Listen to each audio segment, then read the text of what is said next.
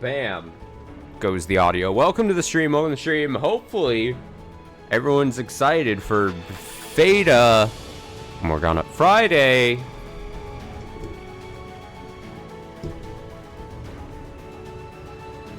After a semi-week, at least lengthwise, Tuesday stream of Fata Morgana, we're back with a vengeance on a Friday for as long as my attention span and voice can hold up.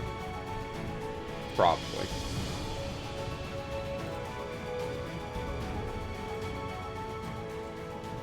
Sorry, still adjusting audio to do that. Hope everyone had a great week. Hope everyone had a great Friday. My Friday was very lazy. I had it off for Juneteenth. I got some shit done. I lazed about. And now I'm ready to read. Do my due diligence. And, read to the masses. To the people that want to hear Fata Morgana be read to them.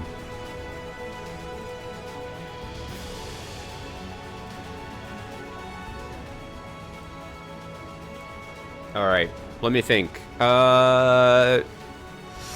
Recap. Happy Juneteenth to you as well. Happy Juneteenth to you as well. June 19th. Let's see.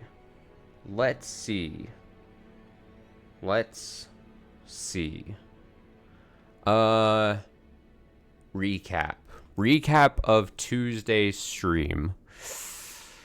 I don't know how good my recap is going to be here. Let me think. Okay, so we're in the third door. We're in the most modern of eras.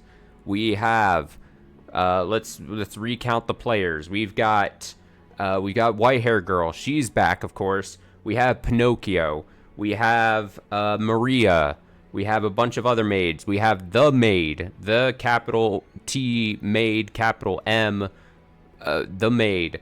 We have a new entry we'll talk about here in a second. What's his name? Tommaso or Tomato? Something like that.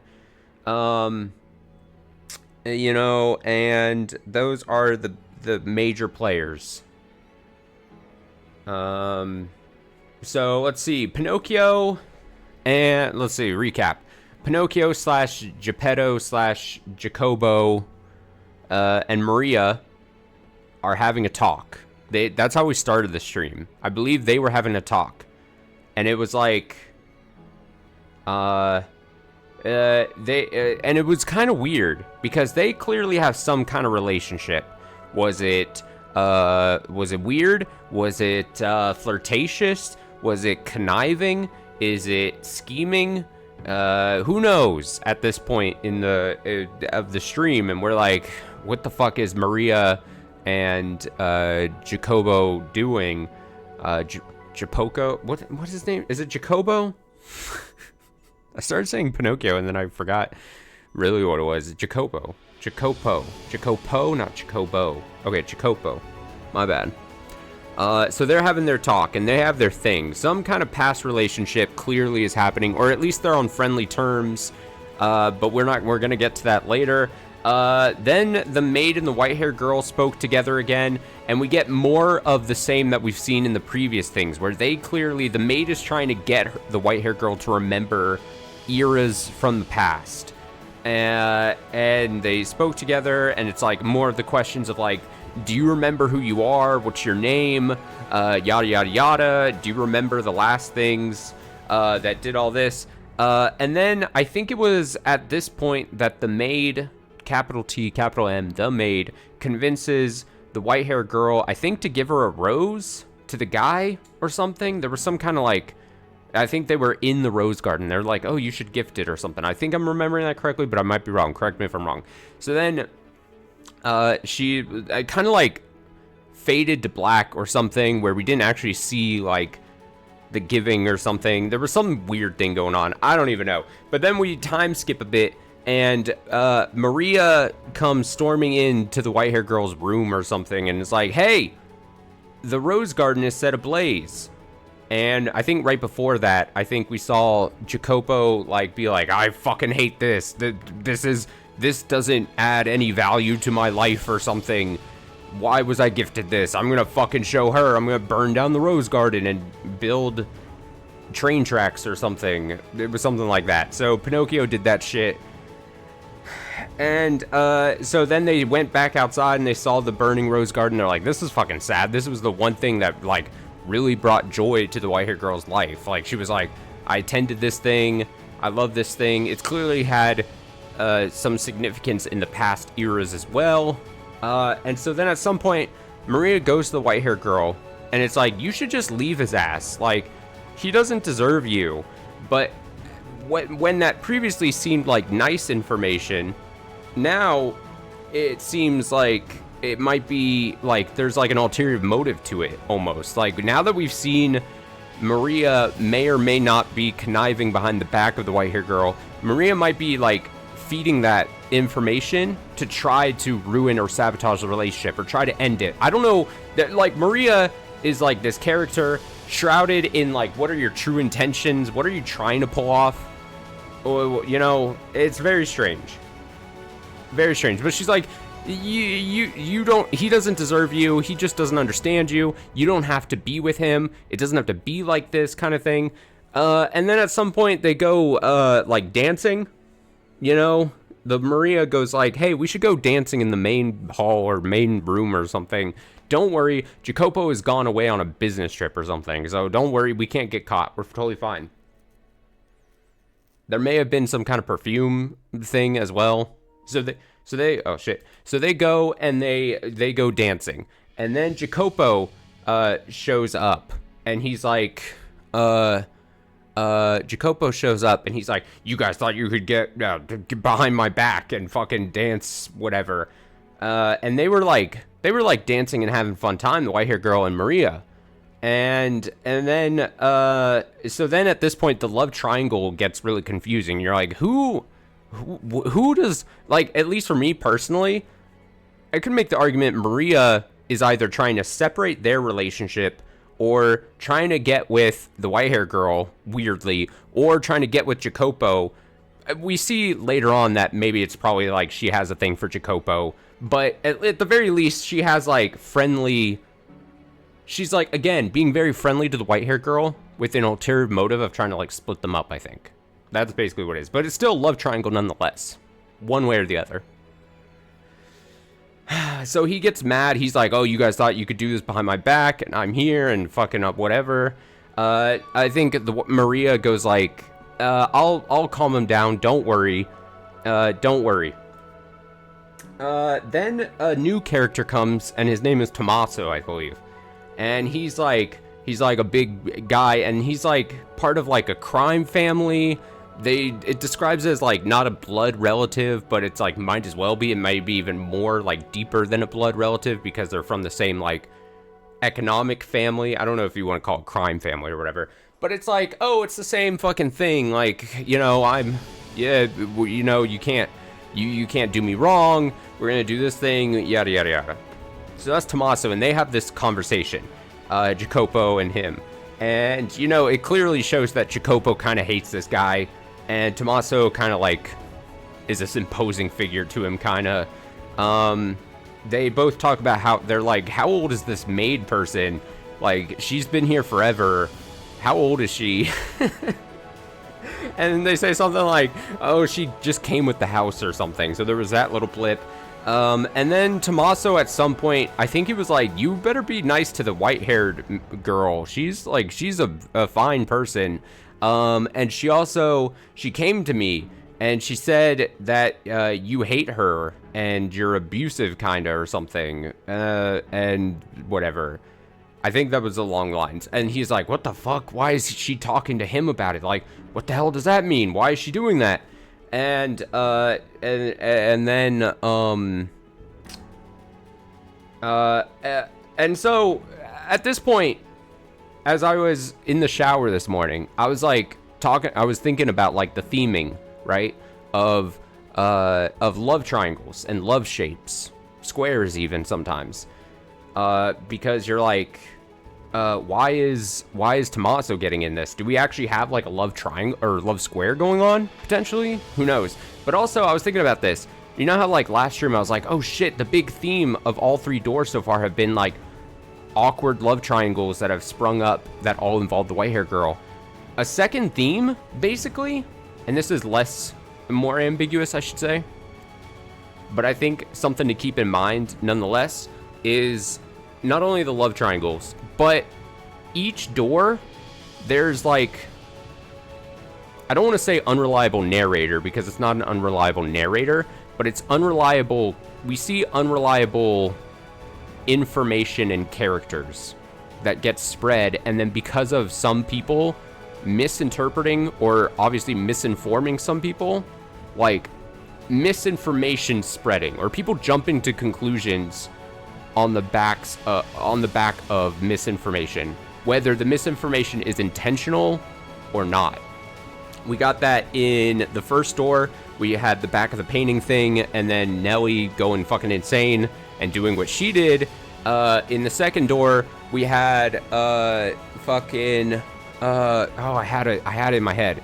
But like fucking, you know, something about Yakumasu, whatever, Yukimasa, whatever the fucking his name is. There was like, I had it while I was in the shower this morning. But there was some kind of like information going around and shit. And people like, again, jumping to conclusions and that fucking reckoning things. And now we see this. Maria, a chaos agent, apparently. We're going to get to it here in a second. But I think she is intentionally throwing around bits to people. The thing about Tommaso, he goes, oh yeah, she came to me and said that you're abusive. But like, did he ever say the white hair girl's name? Is there a chance that it was maybe Maria came to him, but then when he said her, this is me speculating a lot, but like, did maybe Maria plant a seed to Tommaso intentionally? Because out of character, it seems like the white hair girl would not go to Tommaso at all. Both because she's the type of person who would not do that, but also it seems like it's just, she wouldn't go out, she wouldn't talk to an outsider, it seemed like. So to me, I'm like, oh, is it a chance that Maria planted some kind of seed somehow to Tommaso, whether intentionally or not? And Tommaso took the bait, either intentionally or not. Whatever. Let's see, what else?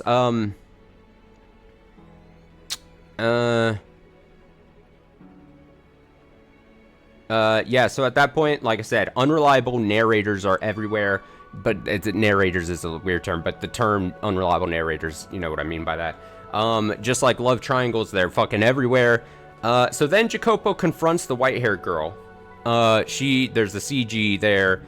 He grabs her hair. He's like yelling at her. It's obviously ugly. Don't like that shit. And he's like, why the fuck did you talk to Tommaso? And she's like, what are you fucking talking about? And he's like, I'm gonna take my rage out on you.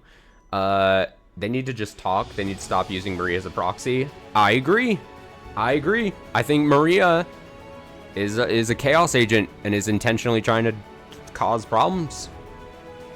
But the problem is, we've seen Jacopo just is incapable of talking to the white-haired girl correctly.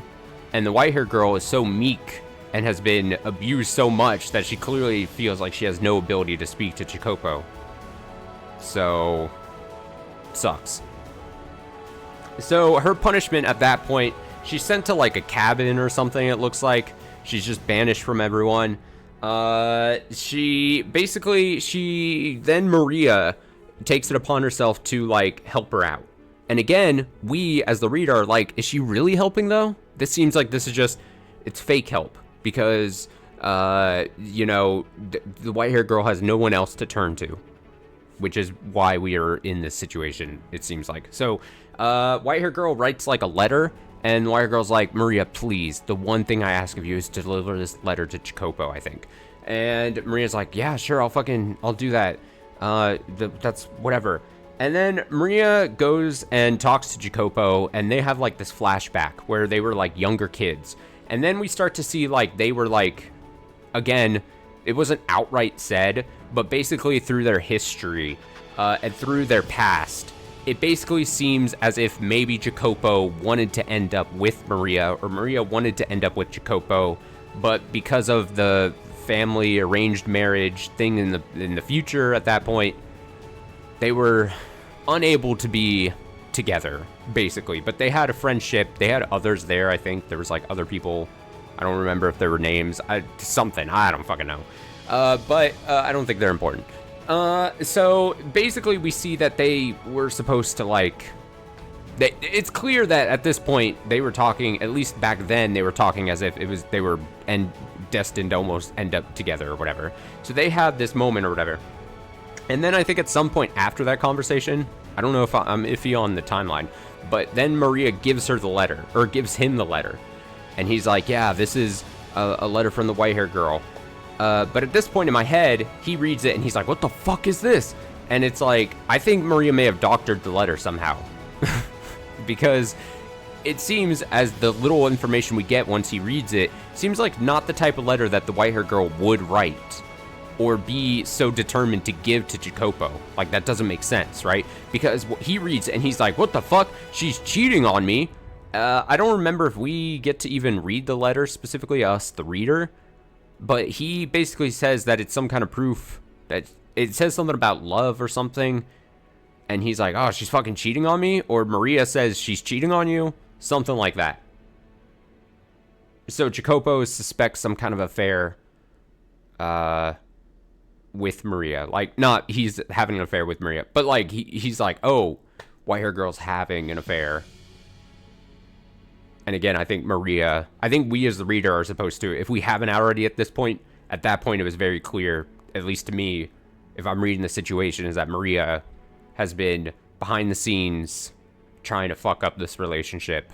And the reasons to do so seem to be quite obvious. She wants to sabotage the relationship. So she's being very two-faced about it, right? To the white-haired girl, she's saying, you don't deserve this. He doesn't deserve you. You should just get out of this relationship. And then to Jacopo, she's like supplying all this evidence as to why he should get rid of her. And they should be together or something. And I think that's basically where we ended on Tuesday. I've been holding in a sneeze this whole time. Excuse me.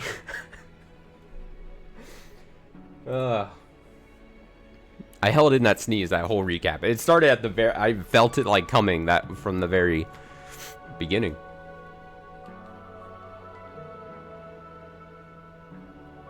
And now we should read.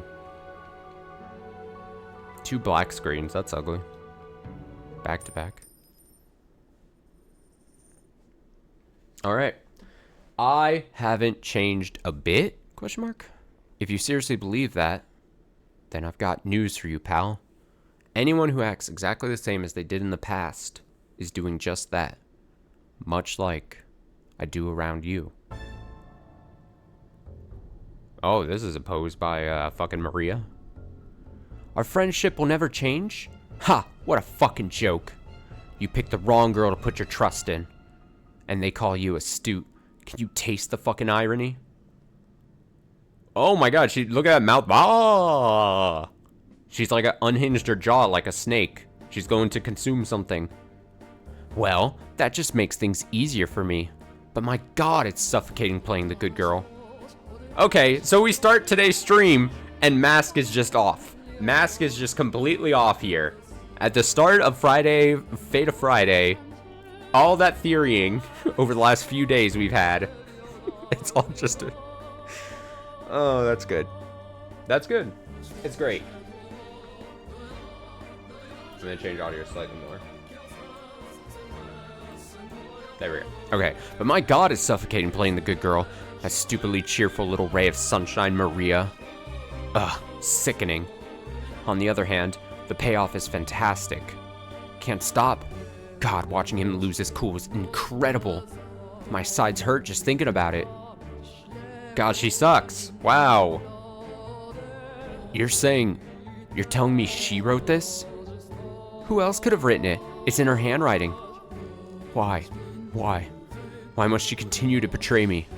Has she not taken enough already? What else could she possibly want from me?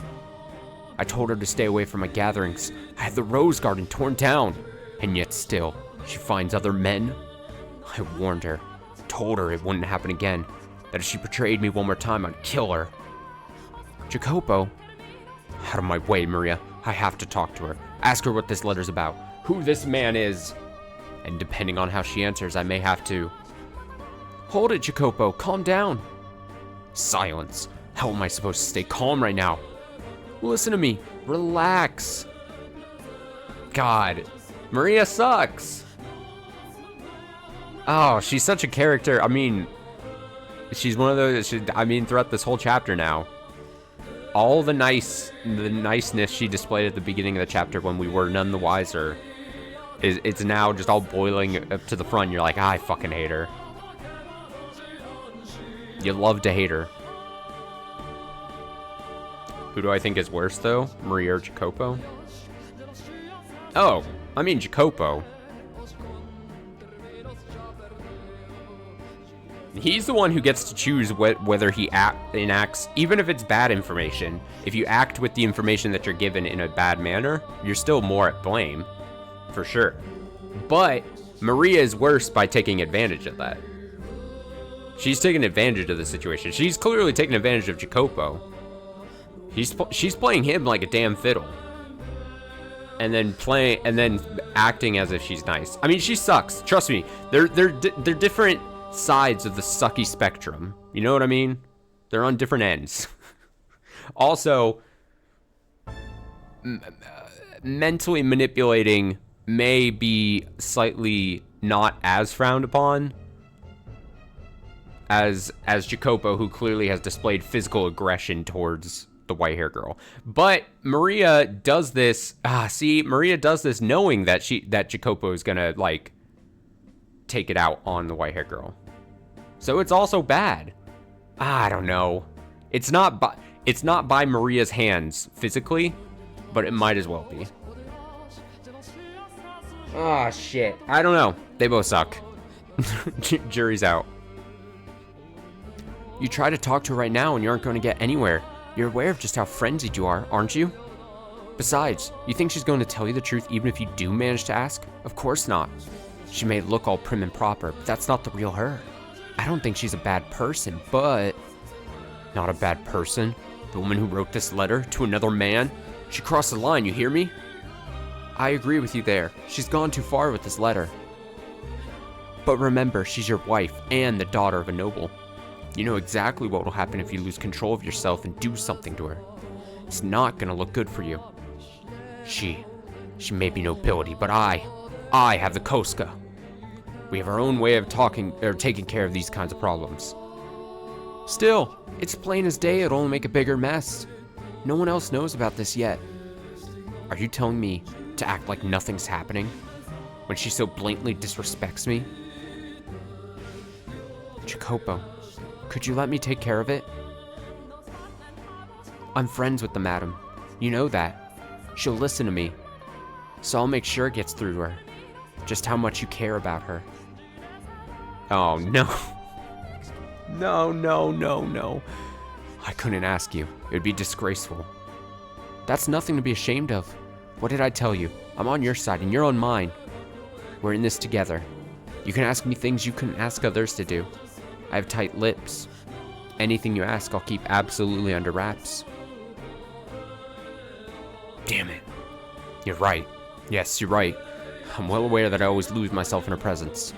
If I try talking to her now, I probably will do something rash, yes. Probably. I'll make sure everything works out, got it? You and the madam can go back to the way things used to be, so you don't have to suffer anymore. I'll take care of it. I'm the only one who understands your pain, and I'm the only one who can help you out of it. Maria. Oh, don't make that face, Jocopino.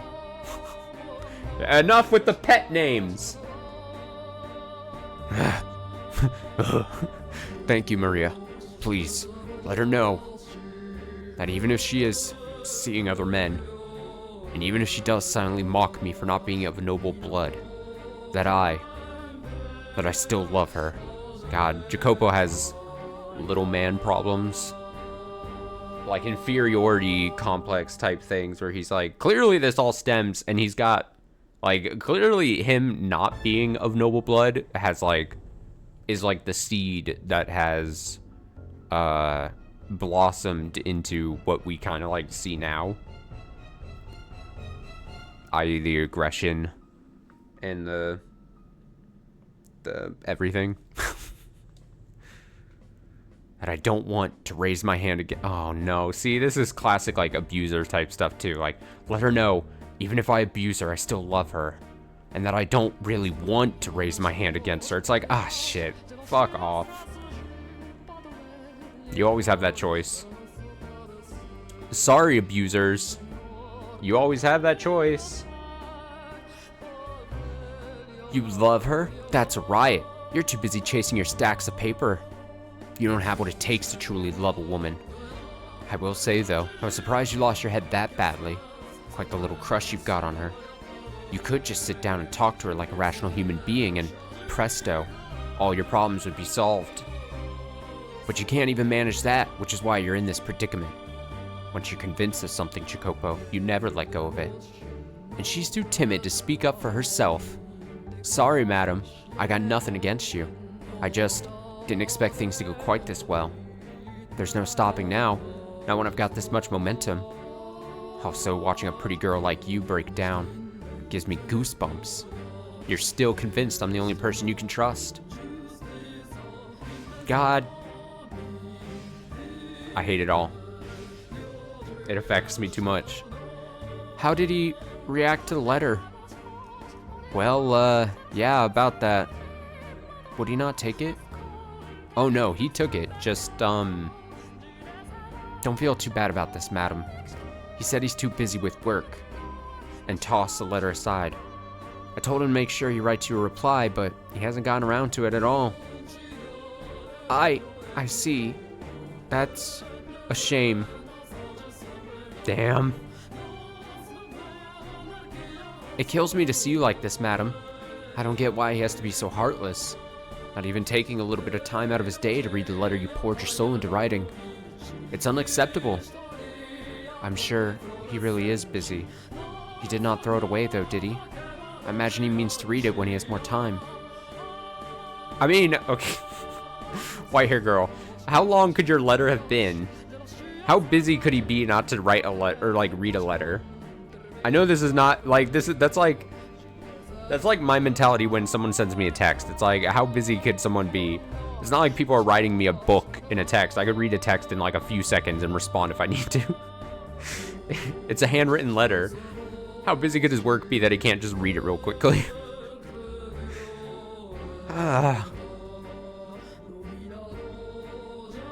He's busy making bank. Pfft.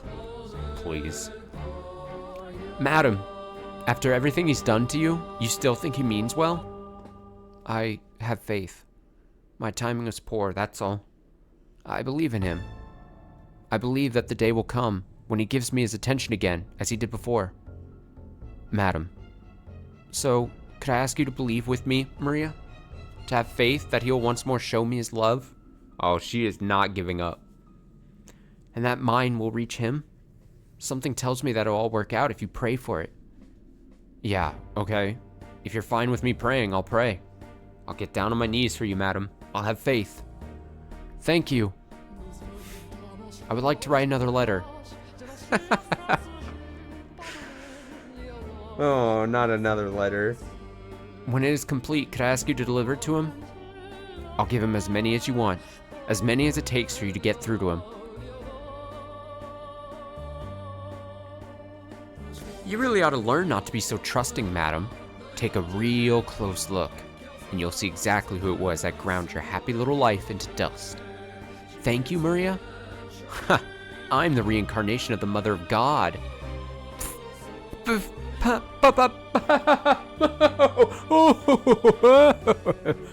Oh God, I can't hold back the laughter. This is a stage of my own creation. We didn't have enough actors, so the playwright had to take on a role herself, but that only adds to the excitement. Yes, this is all my masterpiece. You're just ignorant puppets dancing to my tune. From the first shot to the last, blind to whose finger's sitting on the trigger. Listen to me, Jacopo, and try to keep your head. I saw the madam meeting with another man behind your back. You know the arch in the rose garden? The far side's out of sight from the mansion, making it a perfect place to hide. I saw her back there. From the looks of it, the madam is having her meetings with one of the men who comes to your business gatherings. And they don't act like they're just friends. But just to be clear, I don't have any solid proof, so it'd be best if you didn't mention this to her yet. Classic. You wouldn't want to start throwing around accusations only to find out too late it was all a big misunderstanding. I'll get to the bottom of it, so I think the madam might have her eyes on several men. Being a woman, you know, I can tell these things. She's giving these suggestive looks, but to whom I can't pinpoint. A lot of people come in and out of this house after all. What, you want to keep her from leaving her room? That might be for the best. With so much going so well, it makes me think even God's on my side. They could just talk it over with one another. But they won't, and they're in deeper and deeper shit for it. You're the only one I can trust, Maria. The timing that night. My God, it was perfect. Hey, Jacopo. I could just be misreading her, but something seems off about the madam. Like she's been on edge or something. I tried to egg her into revealing what's going on, and she let slip that she might be going out somewhere tonight. She's not going with you, is she? You were going out to survey a construction site today, right? Then I'd suggest you get that taken care of quickly. Dance? At this time of night? Oh, we see the planning of the sabotage of the dancing. She told him to come back quickly. Oh, Maria. Yep, and since it's so late, no loud music. All you get is a little whistling courtesy of me. But this room is too small for... We'll use the Great Hall. Wouldn't that put us in everyone else's way? He would probably complain about the noise too. No need to worry. Jacopo's out inspecting some factory or something today. After that, he's got a meeting, so he'll be staying the night elsewhere. I thought you would not be back until tomorrow. And how would you know that? No, forget that. Does my staying the night elsewhere have any effect on you? You were just waiting for this opportunity, weren't you? No, what would I possibly want you out of the house for? Sure, you know better than anyone. What? What is that smell? Perfume? When did you get perfume? And I have to say, you seem to be having quite the time. Look at you. You're out of breath, red as a beet. I made the right decision coming back. Where the hell were you going? I'm sorry, this is all my fault. If I hadn't asked you to dance, and me bringing the perfume only made things worse. No, you need not feel bad about anything, Maria. Everything you did was with my best interest at heart. Interests. Well, that was a lie. She doesn't even suspect me in the slightest. And I was able to put that perfume to great use. That money-sucking leech Tommaso showed up at the perfect time, too. Pretty sure that's when Jacopo started getting actively violent. A jealous man is a wonderful thing, always imagining the worst and making matters worse for it. Wow, is that you, Tommaso? It's been so long. What brings you here? Oh, look here who it is, little Miss Campanella. There's a surprise. Didn't expect to see you this side of the Great Blue. Oh, you know, I've been giving Jacopo a hand. Huh? Well, color me impressed. After what happened, I wouldn't have thought you'd want nothing to do with him. That was between our parents. Jacopo didn't have anything to do with it. Well, it would sure be nice for all you younger generation to go through life without nothing to spark that kind of powder keg. Not that's my place to talk. No need to worry yourself about any of that. So, what brings you here, Tommaso? I'm a little, you know how it is. Having a bit of trouble staying afloat. Ah, I see. So you're here to beg for offerings? Pretty shameless, Tommaso. But no point in having shame if it ain't making money. Toss that out with the chamber pot. Hell, might make things easier if I just quit being human altogether. Are you that hard for cash? Unfortunately. Numbers are supposed to go up, but for some reason they end up going down instead. Oh, I hate when the numbers are supposed to go up and they go down. Oh, I hate when that happens. Huh. Might be best if you kick the gambling habit. Now, that's like telling me to go off myself. I bet. So say, Tommaso, Maybe I could pitch in a bit too. Oh, you mean it? That'd be a huge help. Huh. There's seriously not a scrap of shame in you. However, in exchange, I'd like you to do something for me. Oh, shit. She's got him by the balls. She's telling... So now we see she set this up via, like, a bribe.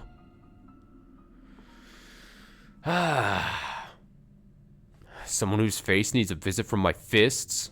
Depending on the number, I could also possibly cut him into chunks and toss him into the ocean. Whoa, whoa, keep it clean. I'm not asking you to do anything like that. What is it then? Something a lowlife like me can do? It'll be easy, and it's nothing bad either. You're going to go talk to Jacopo, aren't you? Well, there's something I'd like you to tell him while we're at it. You know he's married, right? He can get pretty nasty with his wife, though. That's so? Sounds like she's got it rough. She does, and she's religiously devoted to him, too. I've been trying to nudge things in the right direction to get her back on good terms with him, but I haven't had much luck. Ain't that something the two of them should work through? Normally, yes, but it's reached the point where I can't bear to sit back and watch anymore. I don't like seeing the two of them in pain. I want to do something for them. How noble. You're pretty devoted yourself, little lady. Huh, I'm not important right now. Just doing the right thing. But the thing is, Jacopo won't hear a word of it. I figured maybe you, being a man, might be able to get through to him a little better than me. Doubt he'll listen to me either, to be honest. Come on, you used to be really close, though. And I doubt he hates you. I wouldn't be so sure about that. Anywho, talking's something anyone can do. So what do you want me to tell him? I need you to give him a bit of a scolding. Tell him the madam came to you asking for advice, and that she accidentally let slip that the way he treats her day-to-day causes her grief. Okay, so I was pretty close with my guess. My guess was like, oh... My guess was less nefarious. I was like, oh, Maria went to him and maybe just told him. And then either he mistook Maria for his wife or something, or Maria just said, hey, this is happening between them. But it's more nefarious in that Maria is intentionally being like, I can give you money because you're hard up on money, apparently, and you just gotta feed him this. Under the guise that it's not like a mean information kind of thing. It's not like I'm intentionally sowing discord, but he doesn't know that. Little does he know that by him bringing this up, this is causing a problem. Maria's too good.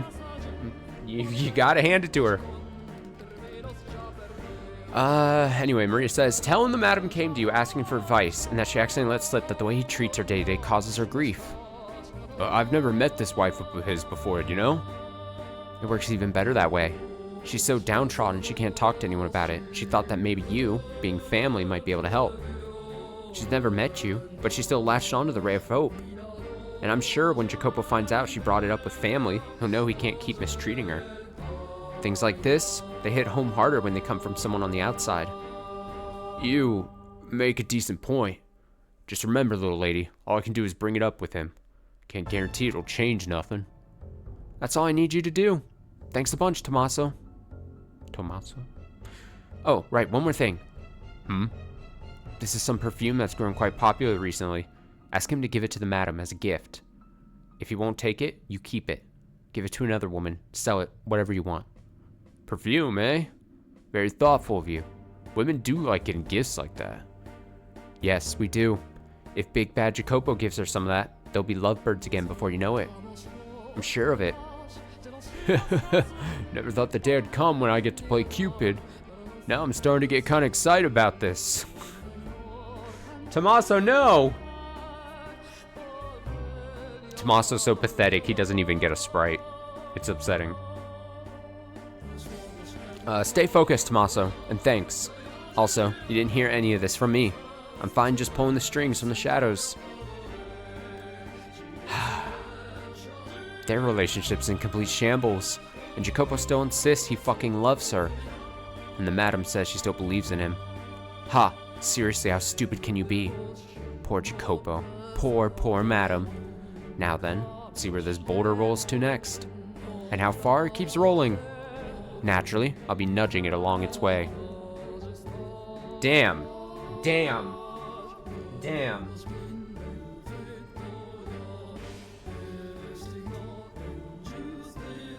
taking a sip of water. Because after all, a play lives or dies by the director's hands. Oh, I should have taken a sip right after that. I genuinely thought that was going to happen right there.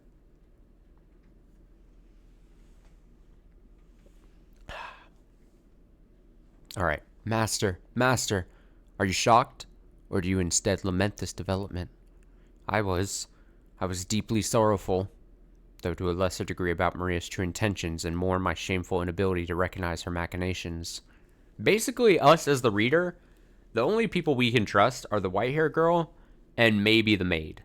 But the maid constantly is like, oh, I couldn't do anything about it. I was just witnessing all the bad things that were happening to her. I couldn't help. So do I want to blame the maid as a character? Probably not. She's not having a direct hand in the bads that are happening, but she also isn't helping. She's not making it worse, but she's not making it better. Seemingly. Though to a lesser degree about Maria's true intentions and more my shameful inability to recognize her machinations. I already read that. At the time, I too believed that Maria was the white-haired girl's one and only ally. It was not until everything had drawn to a close that I discovered the truth. Then, I now know how the tale ends, you say? Yes, that is correct. Well aware that it was not the case. I told you the story in a way that suggested she was on the white-haired girl's side. Oh my, wonder if that constitutes lying to you, Master. I merely wanted to present the events to you in order, starting from the beginning when Maria's ill intentions were still veiled in shadow. I wanted you to know the same feeling of consternation I had experienced. Oh, the storyteller you are, maid. The white-haired girl continued to write letter after letter. They were all addressed to her dear husband, detailing her ever-persistent love for him, and her desire for the relationship to return to what it had once been. My beloved, I am sure your hands are quite full right now, but that is fine. It does not change my love for you. Do you remember the day we went out together? That was perhaps the most wonderful day of my life. I had a truly incredible time. I still treasure the gift you gave to me, for it is the one and only present I have received from you. That reminds me, Maria tried to teach me how to dance. I doubt I'll ever progress beyond being laughably bad, but, though, it would be nice if someday you and I could dance together. Perhaps, when you have a little respite from work, we could go out again. Maybe take a carriage somewhere a little farther away. And we could dine at a restaurant more to your liking. Although, I think the cuisine at the other restaurant was exquisite, personally. Do I perhaps have an unrefined palate? Maria altered the letters before delivering them, however. She changed the addressee from Jacopo to another man. She would cut away the top of the page with Jacopo's name on it, and in the space below write a different name. Ye old doctoring. Ye old Photoshop. She could not have mimicked the white-haired girl's handwriting for the full length of a letter, but Maria could make a single name look adequately similar. And it would, after all, be quite difficult to notice minor discrepancies in such a small quantity of text. Aye.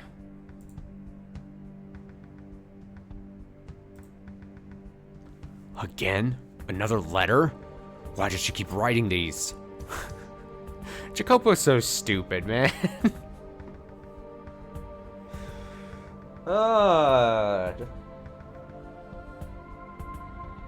I think there's a direct correlation between having abusive tendencies and also being dumb as shit. So they kind of go hand in hand at this point, but damn, he's really dumb. He should feel bad. He should feel bad for not being... He should feel more worse for being dumb as a sack of potatoes than having non-noble blood.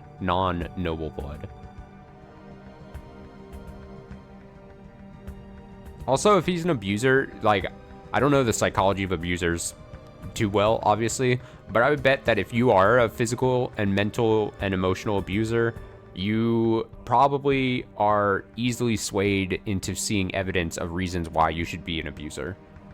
You know what I mean? Like, your brain chemistry and makeup probably goes like, This is the thing that justifies my actions. I'm filling with rage. Dumb.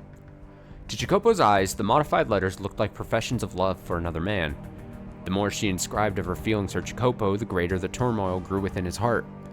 Even though her love was directed toward him, I can't believe what I'm reading. A restaurant more to your liking? I knew it. You have been going out with other men all the while pretending to be chaste in my presence. Chaste? I still treasure the gift you gave to me? God's sake. You had to be fucking kidding. Ugh. But I've ensured she can't leave that room. She'll never see this man again. In time, she'll let go, and so will he. Listen to me. Resigning myself to the hope that everything will fix itself. How did I end up like this? Such a pitiful man I've become. On the surface, Maria acted quite heartbroken at the sight of their suffering. But when she returned to her room, the walls echoed with her cackles. She derived a great deal of entertainment from their squirming. The more they writhed in anguish, the deeper her satisfaction grew.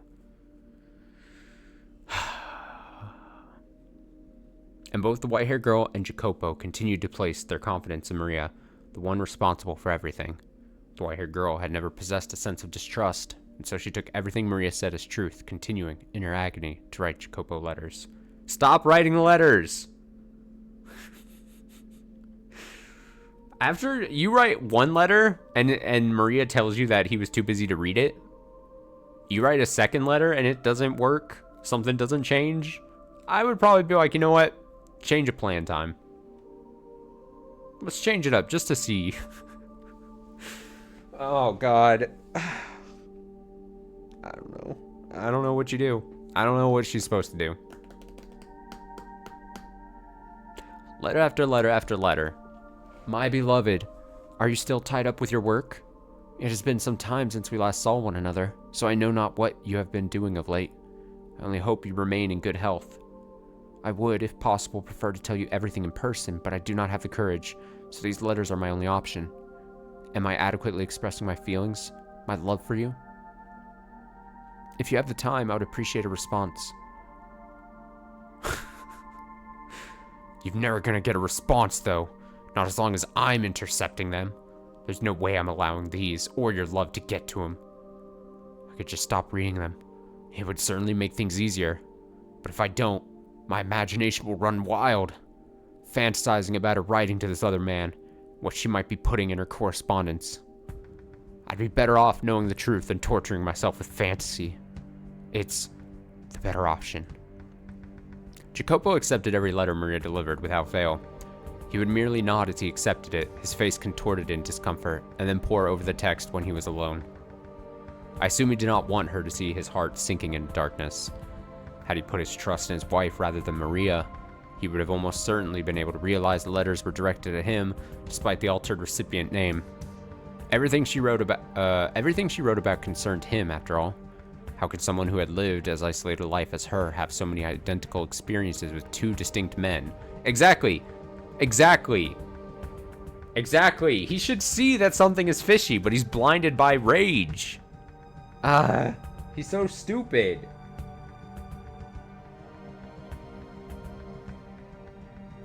He's so stupid.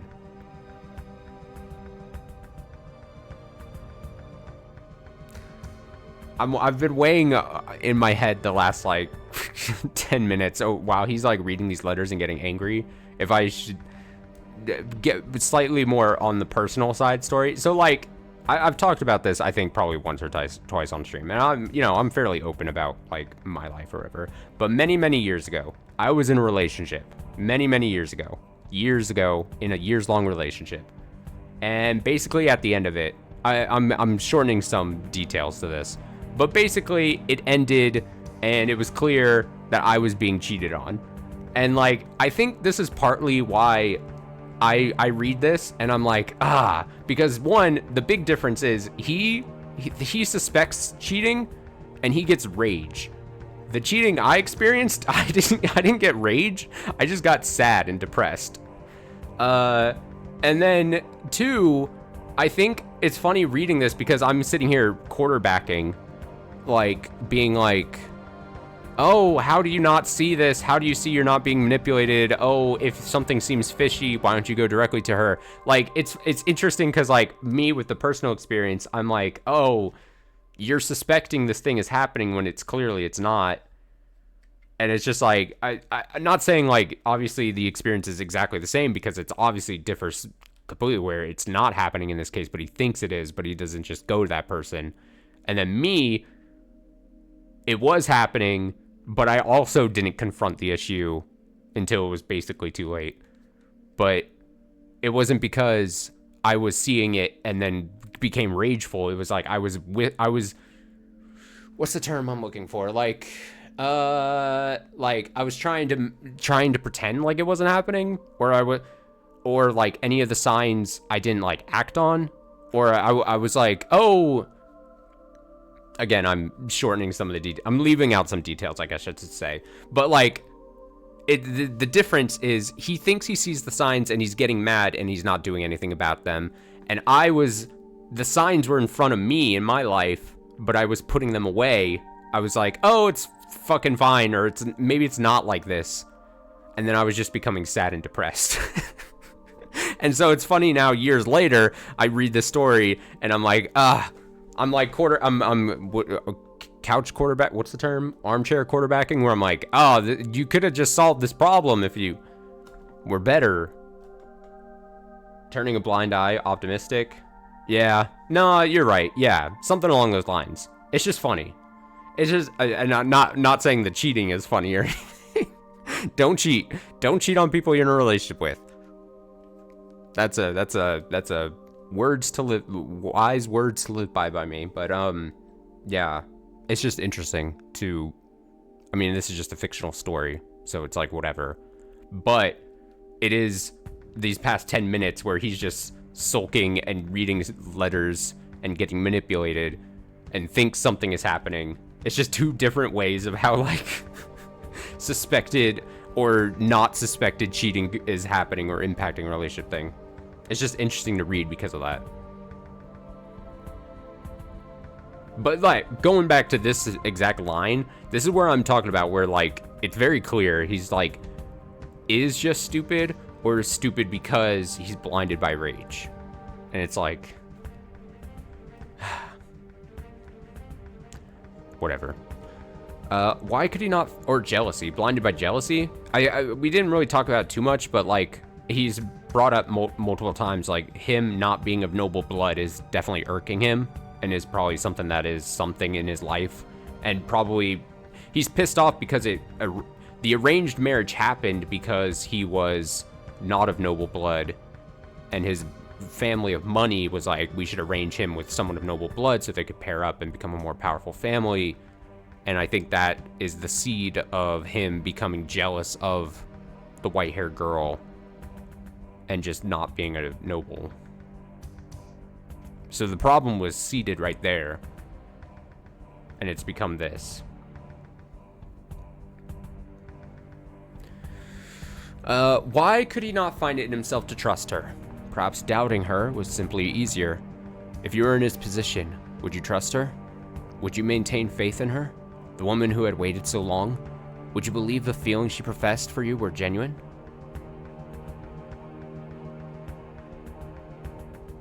She continued writing letters, day after day, week after week, without hiatus. She had, by and large, run out of things to say, but that did not put an end to her letter writing. She simply repeated what she had written before. And then on the other end of this, I said it earlier, stop writing the letters. Sneak out of the fucking cabin or whatever. Do something else. I don't know. Do you think after he sees the 100th letter, he's gonna, like, change his tune and he's gonna be like, oh, I'm reading it now? Nevertheless, they did not see one another in person. The white-haired girl, forbidden from leaving her shed, could only wait for her husband to pay her a visit. My beloved, there's a little bit of fog out today. Weather like this reminds me of my home country. Oh, she truly has run out of things to talk about. She's talking about the weather. She's making small talk via letter writing. That's tough. That's tough. I was born on an island perpetually covered in a thick fog. I'm not saying I would like to return, but thinking about it does make me feel rather homesick. Does that happen to you? It reminds me, aside from that one time, you have not told me much of your homeland. It'd be nice if we could pay it a visit together sometime. Speaking of which, before I left, an exhibition of some sort was held there. I was unable to attend, but perhaps you had the chance when it was near you? Imagine you would have, with your interest in new technology. Next time you have a chance, I would enjoy hearing what they had on display. An exhibition? That's right, there was one. It was a year ago. It got quite a bit of attention, since it was supposed to have been held in Paris. Can I just say, we probably know how this story is gonna end. It's gonna end in an unfortunate situation, probably, for the white-haired girl. But damn, do I wish that, like, the story in the game subverted itself, and, like, Maria gets caught, and something bad happens to her. That'd be fun. I was busy, preparing for a wedding. I had no time to attend an exhibition, and while I was doing that, giving you, a woman I had never met before, my full attention, you were giving yours to a different man? Has this been going on for that long? Had he simply stepped up and taken action, he could have put an end to the stream of letters, each of which gave rise to further misunderstanding.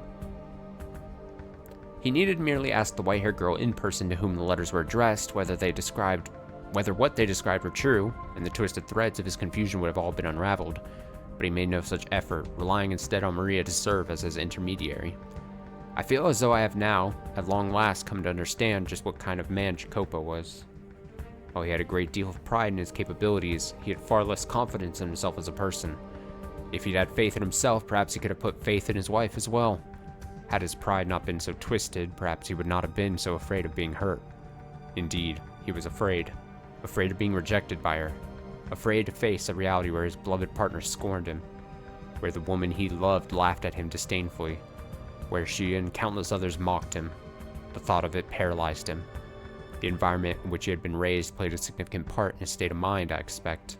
Occasionally, the name on the letter would change. Maria was making the white-haired girl out to be having affairs with multiple other men. She could never do any such thing, of course. But Jacopo, thinking Maria to be his only ally, believed everything she said. If I could figure out who this man is, and where he resides, I could make him tell me every last detail about his relations with my wife. But what if that information went public as a result? If news of her infidelity spread, and were to reach the Yokosuka?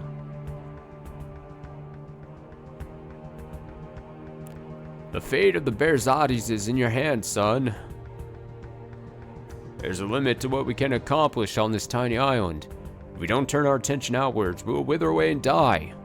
And not just this family. This whole land will find itself famished and emaciated, defenseless against invasion as we waste away. I won't stand by and watch my homeland crumble. Sure, our methods may be crude and not always worthy of praise, but they produce undeniable results. The unfortunate thing is, the previous capo familia was an incredibly reticent man. It took all he had to merely preserve his small chunk of the world. But I'm not like that. Neither are you. The most I can do is lay the foundation to make it easier for you to work, which means everything rests on your shoulders. Both the future of the Berzati family and the future of this country.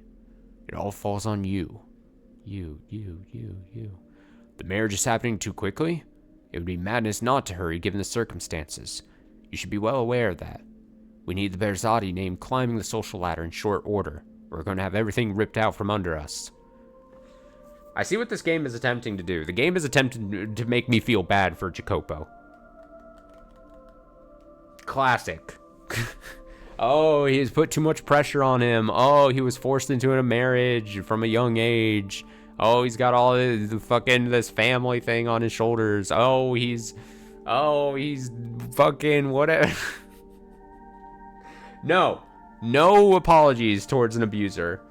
Hard stance.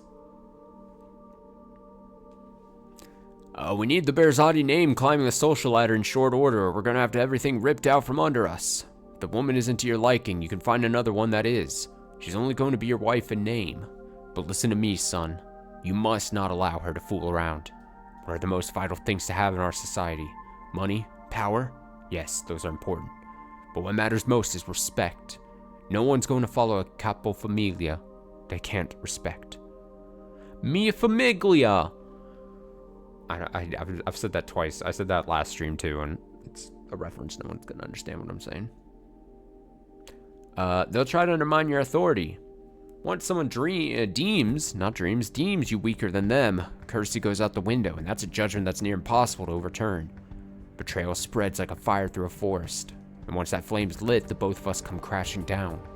You must not let anyone look down on you. You must not let anyone think you're a kind of man a woman can walk all over. If, by any chance, your fiancée is ever unfaithful to you, kill her before anyone finds out. Uh-oh. Uh-oh. Uh-oh. Your place is above others. Climb to the top. Never be content with someone above you. And never forget the weight you carry on your shoulders. Panic, hit the panic button. This is your responsibility. The fate of the Berzati is in your hand. The fate of the world. Kill anyone who stands your way. Aim for the top. Poverty is the root of all evil. Don't show weakness to others. Trust no one. Obscurity.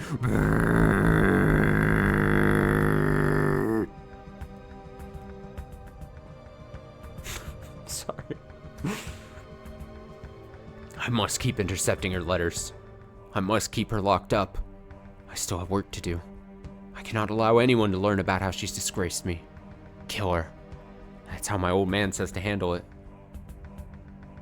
It's the last resort. It's not. Not yet. God damn it.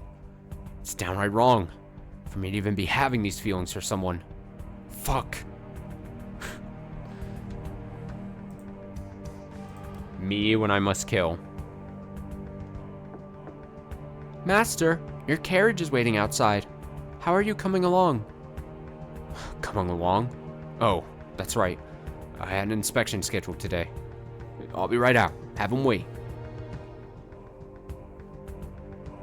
Is something the matter, Master? You look a little hazy. I'm fine. If you're not feeling well, you should stay. I said I'm fine. It's not your job to try and infer my condition. Yes, sir. Damn it. Keep it under wraps.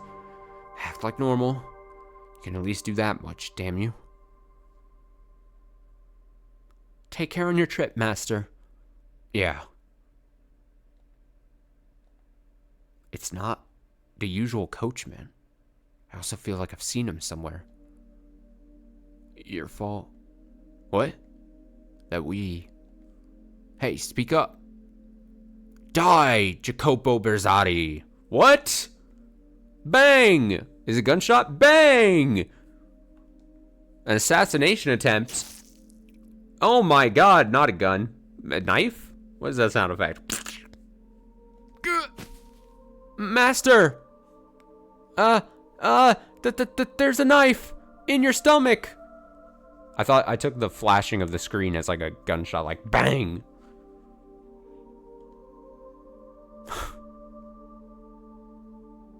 Now what am I supposed to do with this information? Let me think. If he survives the assassination attempt, that's obviously not good because he's gonna assume that this was set up by like the white hair girl or something. Oh god, someone, anyone. Silence. Don't make a scene.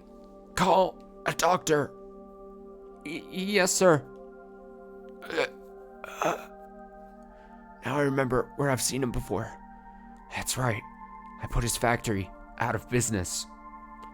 I needed it out of the picture to expand my own business. I guess he held a grudge about that. I should have been more careful. This is probably the best thing that could have happened.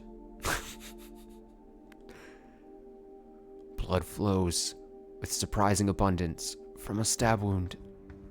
Oh, how poetic. Me being poetic as blood just comes pouring out of my body. It's not stopping either. Son of a bitch. The world, it's going white. Come on now. You have to be kidding.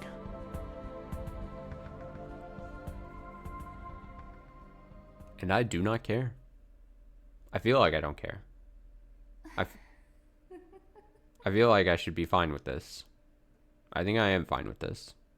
I think I'm fine. I wasn't a Jacopo fan anyway. I know very well what kind of man you are. You wouldn't hesitate to lead a blind man off a cliff if it furthered your own goals. You make money off others' lives. You stand upon a mountain of corpses, cackling at everyone below you. For a man like you, love comes as naturally as flying. Guess what? You don't have any emotions, and you never have. You've always been this way. Ah.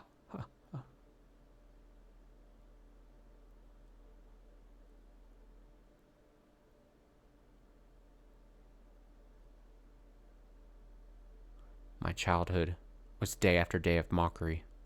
You're just a bunch of nobodies trying to pretend your name means anything, they would say, sneering and glaring. Maria treated me as an equal, but she was the only one.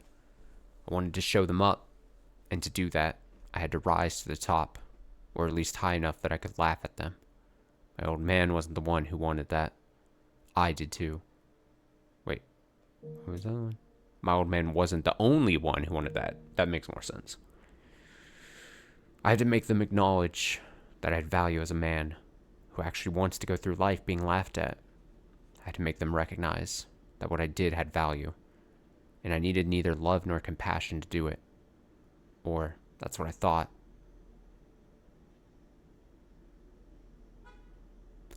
In the beginning, I only ever intended to use that woman. I simply needed her to build a name for myself. When she served her purpose, I could simply cast her aside. That's what I thought. Or rather, that's what I endeavored to make myself think. But deep down, I felt bad for her. I pitied this woman who was being made to marry a man she had never even met before. I'm sure what she really wanted was to have a regular marriage with someone she loved. But because her family wanted to cling to their name, she wasn't afforded that opportunity. I wanted to do something for her. Didn't have to be anything grand. I genuinely wanted that. The day of her wedding was when I first saw her. Her face, partially obscured behind the veil, was gorgeous. And crucially, she was smiling at me. I'd expected to find only gloom and despondency in her eyes, but instead, she smiled. The moment I saw that smile, I wanted it to be a permanent part of my life. I truly did want to ensure she always had a smile on her face.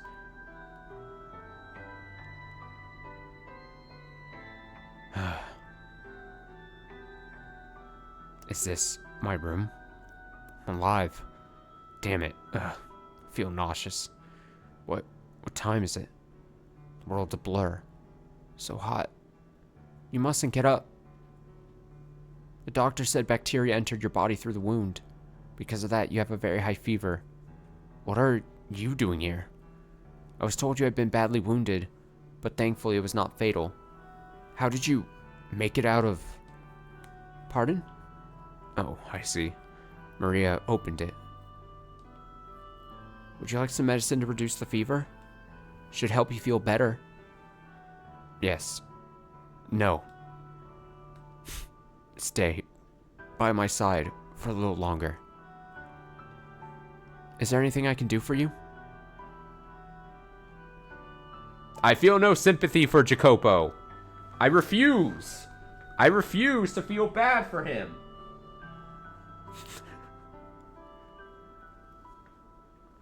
Don't do this to me, game.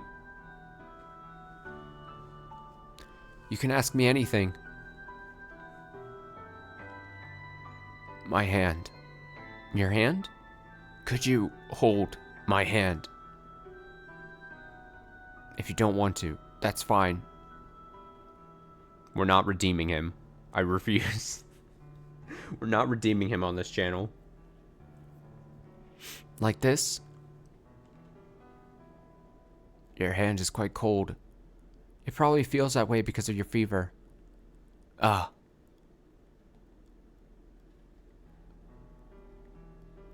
So, yes?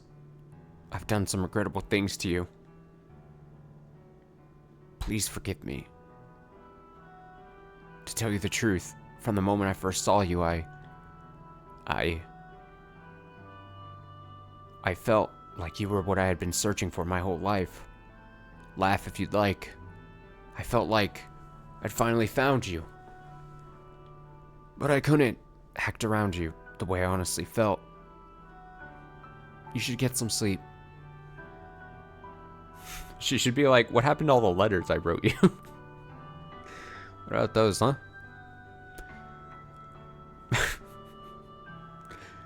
Could you keep holding my hand until I fall asleep?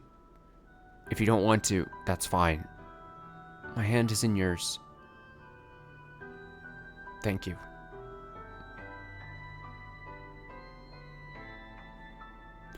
You appear to be quite delirious, Master. Those are things you should be telling your wife, not me.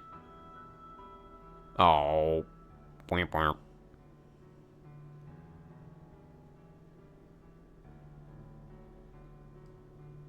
It was all a dream. Of course it was. It wouldn't be that easy. And she would never come to my room. She's involved with other men. Jacopo, may I come in? I have another letter. Maria? God.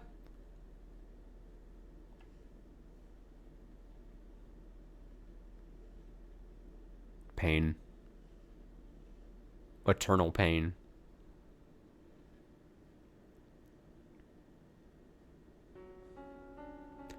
The white-haired girl's persistent letters did not improve anything, but simply stoked the flames of misunderstanding. Stop writing the letters. Stop! This continued for several months, dude. Several months, man?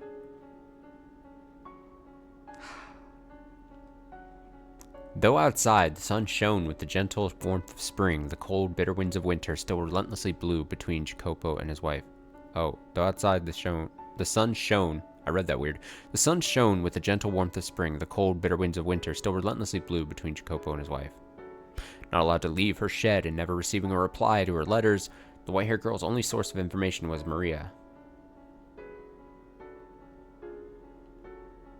Week after week, her circumstances remained the same, but something else was beginning to show signs of change. Her mental state. Oh, man. It's pointless, madam. You're only wasting your time at this point. True words spoken by Maria? I saw him throw your letter into the fireplace.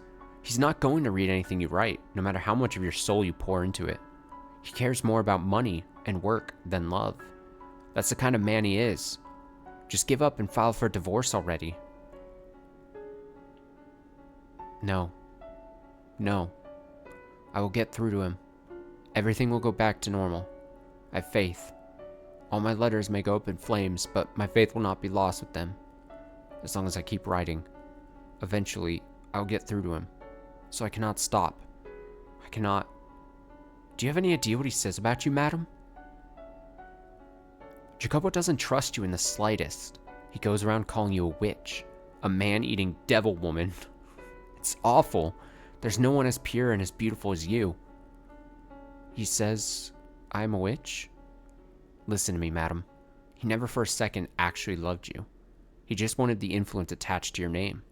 Wanted to mingle with the upper class. He used you. But last year, when we went out together, he gave me the Fennicus wheel at the photography shop. He had the owner make it especially for me. He was just trying to win your favor. God, she's really holding on to that one... a relationship propelled by one day, and she saw the Fennicus wheel thing. And it wasn't even that great. Tough. He was just trying to win your favor. If he really cared for you, he wouldn't have gotten you a paper toy. He would have gotten you something like a ring or a necklace or some perfume, a nice dress, something women really like. Has he ever given you anything like that? He doesn't have any feelings for me? I'm sorry.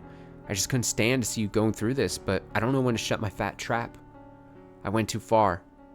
Last thing I need to be doing is hurting you worse. Did I miss a word there? No. You know, for everything I've said, your unwavering dedication is really impressive, madam. I know I've suggested you get a divorce, but to be honest, part of me kind of doesn't actually want you to split up. Fuck off, Maria. Despite knowing you staying with him is just causing you pain, you've made it this far. I'd like to see you make it all the way. Maybe he actually will start paying attention. Your sweetness can melt even his heart of steel. Yes, you're right. I will keep waiting, keep writing, and I will not divorce him. Yeah, alright. So please, keep delivering my letters to him. You are my only remaining connection to the outside world. Oh, yes, one more thing. If it is not too much trouble, could you tell me how he's been and what he's been doing lately? I do not have much else to write about, so if I could at least relieve him of some of his work-related stress. I am his wife, after all. I should be able to do that much for him. I am his wife. Her dedication to him was perhaps closer to an obsession, but she did not seem to be conscientious of the fact that her obsession was killing her. She was visibly losing weight, and her spirit was breaking down. It is said that emotions fade with time, but the opposite can also be true.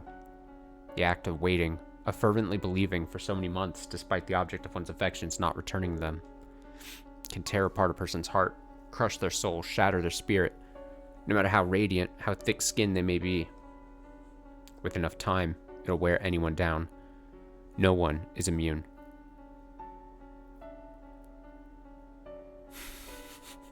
Another letter. It's pointless, Jacopo. Wait all you want, you won't get her back. If she's going to be writing letters, she could at least write one for you. She looks so pure, pretty as an angel. But God almighty, it is only how she looks. Is it only how she looks? You've changed a bit. What?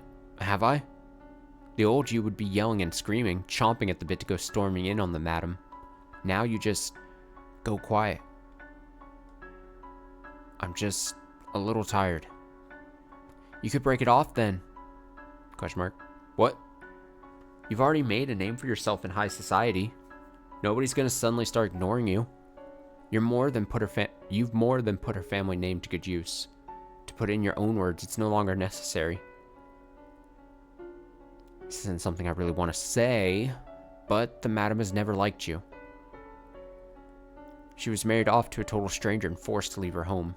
I'm sure she felt very alone. And so she sought the companionship of other men. Anyone who wasn't you probably seemed quite attracted to her.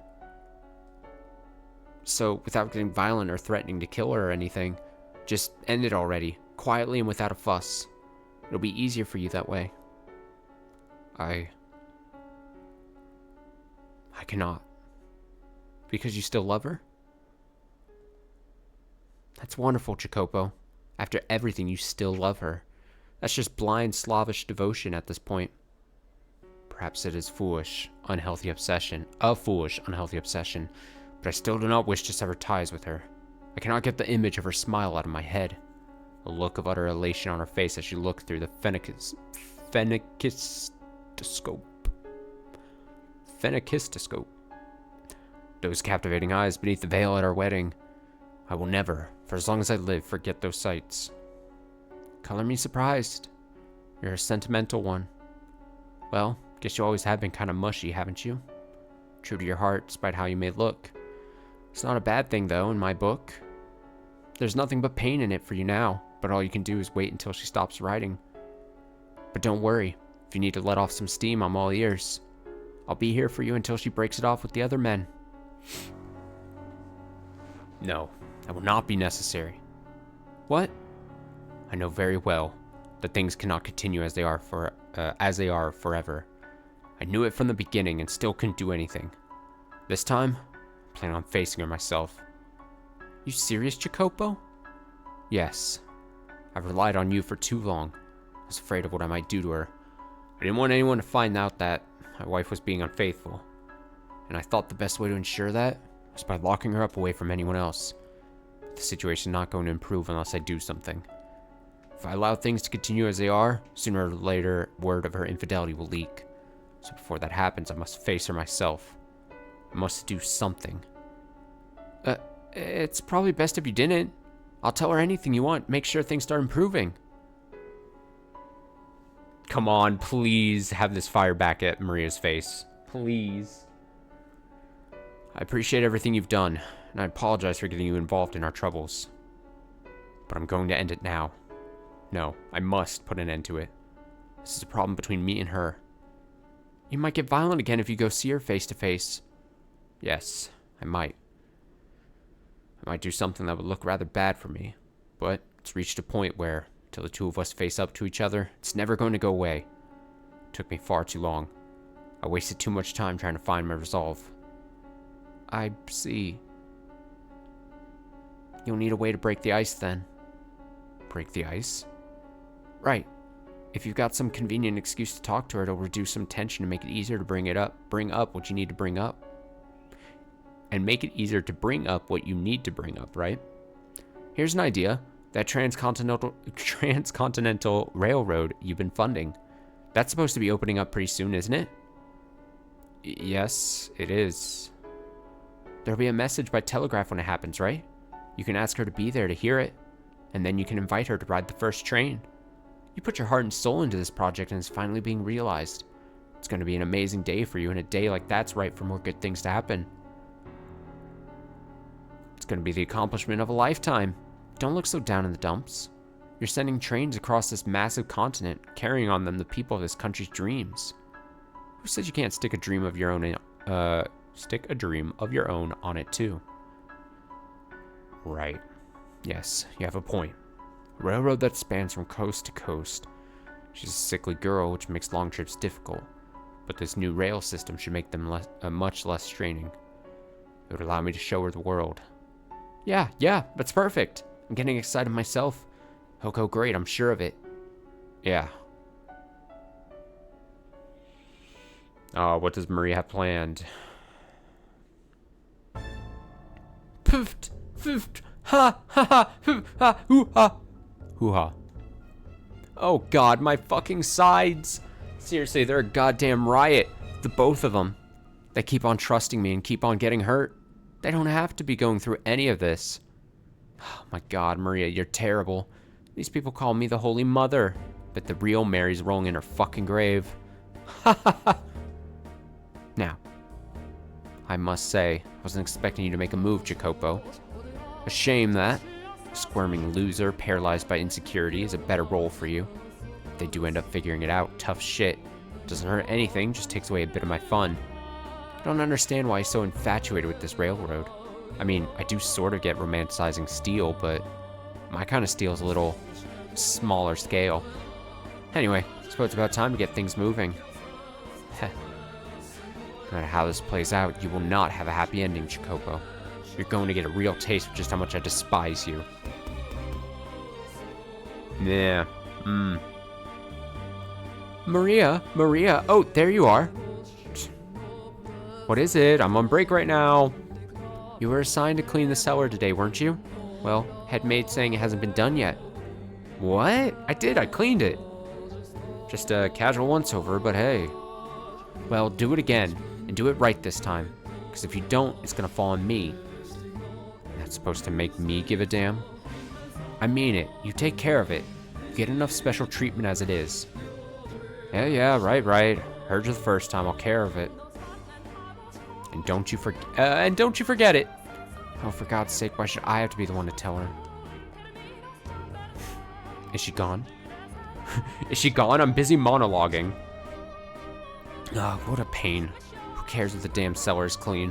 Not like anyone's bringing guests down there. Yeesh. Guess I should take care of it. Better than that a tongue lashing by the head maid. God, why did I have to be a maid anyway?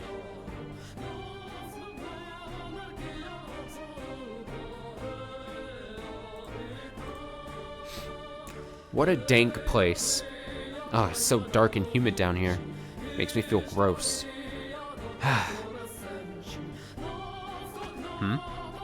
Someone there? Hello? Hello? Is anyone there? Came from farther in. Whoa. It's seriously dusty back here. Who was supposed to clean this last week? I'll clean the whole thing next time, damn it. Just makes my job harder. Disgusting. Damn Damn cobwebs. Oh God, oh dear God. I do not want to clean this. Ow. Oh, for God's sake, stack this stuff properly. I've got to fix this whole mess. For the love of... What's this? Something carved into the floor. Never noticed this before. Someone got bored one day? What do we have here? It's mostly legible. Let's see. It's not written in English, but my native language. But it's not modern. It's really archaic. Why on earth would an old form of my country's language be carved in the floor of a mansion built here in the New World? Most of it's illegible, but I can make out one section. Our lives. Our lives shall be forfeit to the witch's curse. Nevertheless, we must lay bare those with sin upon their souls, for the redemption of those whom are pure. Should ye mean not to dispel your curse, we implore of you, O witch, to mark with it only their bloodlines. The blood of the sinners flows through those who dwelt within this house, but not I. What in the... bewitch? It's crazy. That's crazy. But why does a handwriting... Let me see something real quick.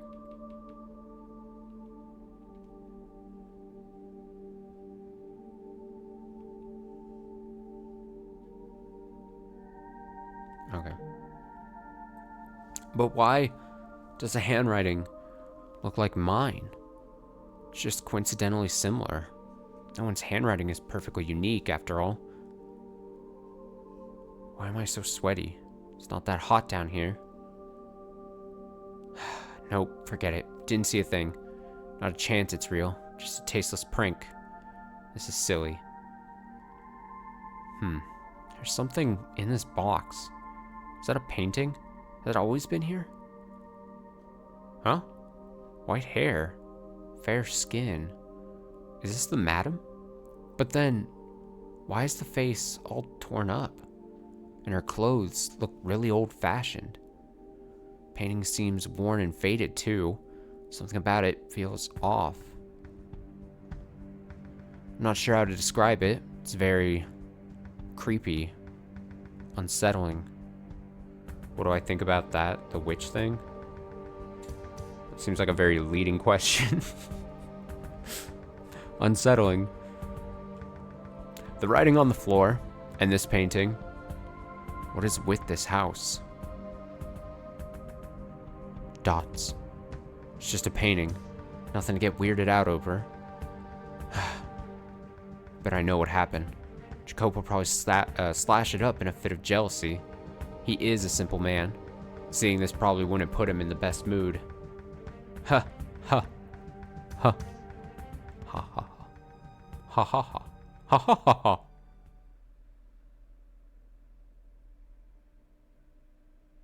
I'm hoping beyond a hope that, like, Jacopo does confront the white-haired girl. And something, you know, based on the past stories, probably something unfortunate will happen to the white-haired girl. She's not going to have a happy ending. But one could only hope that Maria also just gets something bad happen to her. Hopefully. You would hope. What was that? Is someone there? The door is open? Nobody's there. What's this? A painting? Who could have left it here? I wonder what this painting is. A slashed painting? Is that me? Why? But my face, it's been cut. No. Why would someone have this painted just to do this? Who would do such a thing? You're like a witch, my dear, like a demon. Your very presence brings misfortune upon others. You're cursed.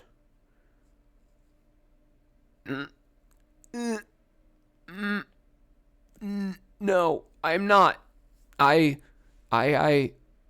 not. Was it you, Jacopo? Did you have this painted so you could destroy it? Do you really despise me to that extent? Why? Why do you... What? What did I ever do to make you hate me so? Why? Why? Uh, uh, I, all I'm doing is waiting for you. Whoa. Wow, they put that Mr. Krabs SpongeBob meme like filter on the camera thing where it's all like like I don't even know what you would where he's like looking at all distraught. It's the same thing. Camera effect. You worthless tramp. Are those ears only for show? This house has no need of a garden. I always thought you had at least some sense of taste. Silence! It's all your fault. Every last thing. Then say goodbye to your freedom. I'll kill you. Does the mere act of waiting impose upon you? Does my mere presence pervert you? Would it be better if I were gone? Would it be better if I left this mansion? If I left you, I don't think I can wait much longer. There's no end in sight. I can't take it any... There is no end. No. I will set a deadline for when I give up waiting. When the project you pour your heart and soul into is complete, when the railroad opens, I will be finished waiting. And then it's over.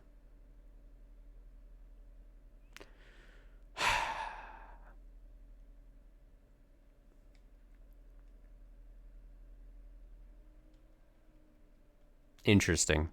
All interesting. The Pacific Railroad's last spike ceremony was drawing nearer by the day. That day was, coincidentally, the deadline the two of them had set for themselves. Jacopo to confront his wife and the white-haired girl to wait for him. And as that day approached, she continued to write letters. She wrote the letters purely by force of habit, despite having been worn visibly thin. I expect that she could not stop. The act of writing was all that kept her from going mad. By focusing her attention on another person through her letters, she was able to maintain her grip on herself. But that day would put an end to her suffering and despair. When the railroad was completed, all their misunderstandings would be cleared up. They would return to the smiling, happy couple they had been when they were first married. The harsh winter would finally come to a close, melting away into the past and allowing them to step into the future. With constant prayer in my heart, I impatiently awaited the railroad's opening ceremony. I do not, after all, wish for anyone to fall into any kind of misfortune. And that goes for you as well, Master. Now, Master. The door is soon to be shut upon this era. No! Actually, I was about to say, no, don't close this era. I'm ready to get out of this door. I'm ready to... Let's dust our hands. Let's wrap it up. Wrap it up, buddy. I'm actually over these people. I'm over the lot of them. They can all die. I don't care.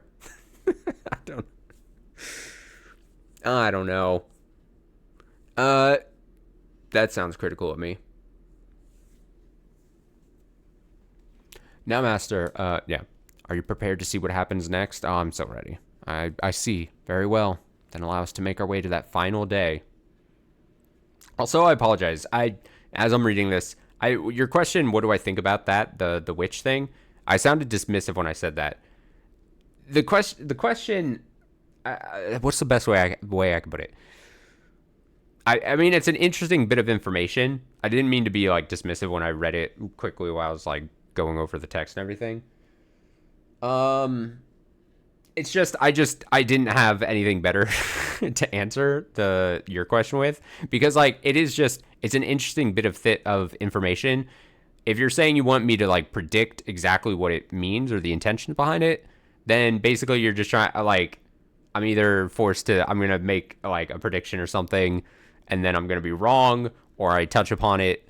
I just didn't have like a good answer. That's like the short bit of it. Is like I find it to be an interesting like seed that it's pointing to someone being the witch. You would assume either probably most likely it's like, oh, is the white hair girl truly like a witch who who is what's her true identity kind of thing. And obviously we're uh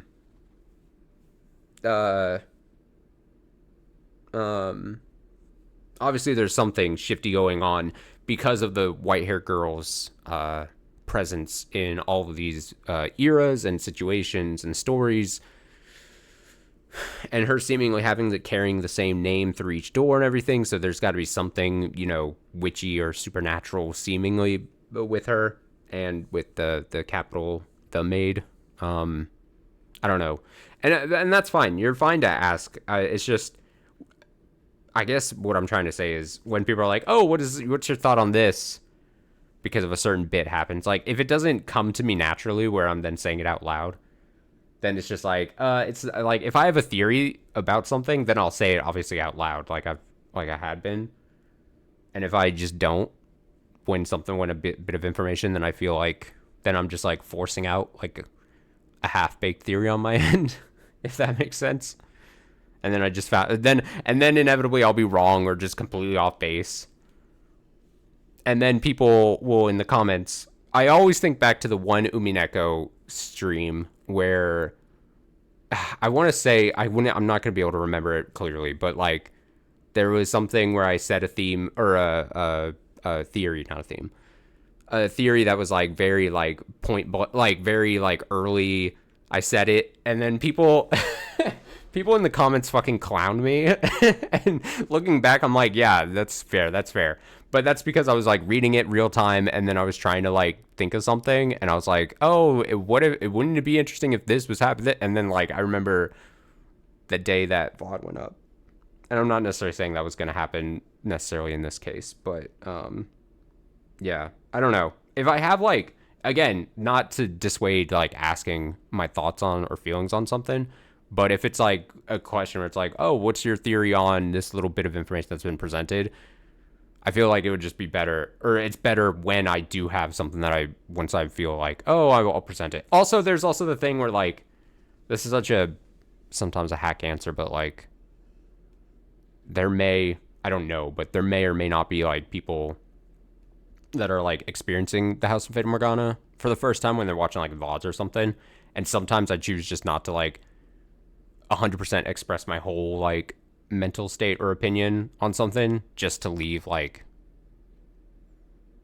I guess it's a weird take to have, but like not just divulge everything I'm feeling, like every little bit, just because I'm letting them also who might be experiencing for the first time to also like kind of like have their own theories and stuff. I don't know.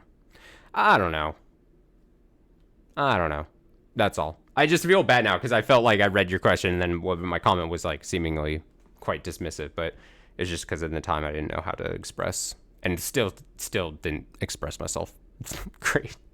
Explain myself really well. Anyway, then allow us to make our way to that final day. See with your own eyes, master, how this tale concludes, and please do not let go of my hand.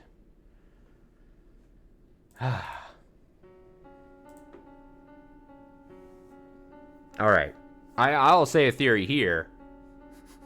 I bet I'll predict here.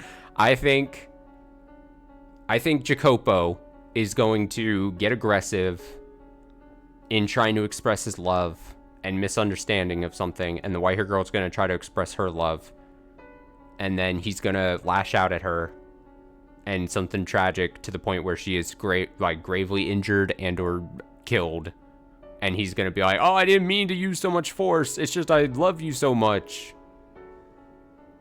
And then the door will close. And then the maid will be like, master, did you like that story? And I'll be like, no. Again, no. 3 bad stories. The night before the opening ceremony, the master of the house headed for his wife's shed. There was a tension on his face, but a surety in his step. He had found the resolve to speak with her. Having locked her away for so long in the shed like a common prisoner, Jacopo was hardly optimistic about what she might say to him. I think he takes her out in some fashion, either accidentally or purposely, and also kills himself. That's the bigger theory. I think he becomes so overtaken with grief that he kills himself, and both him and the white hair girl die, and Maria catches wind, and she ultimately is the winner in this situation.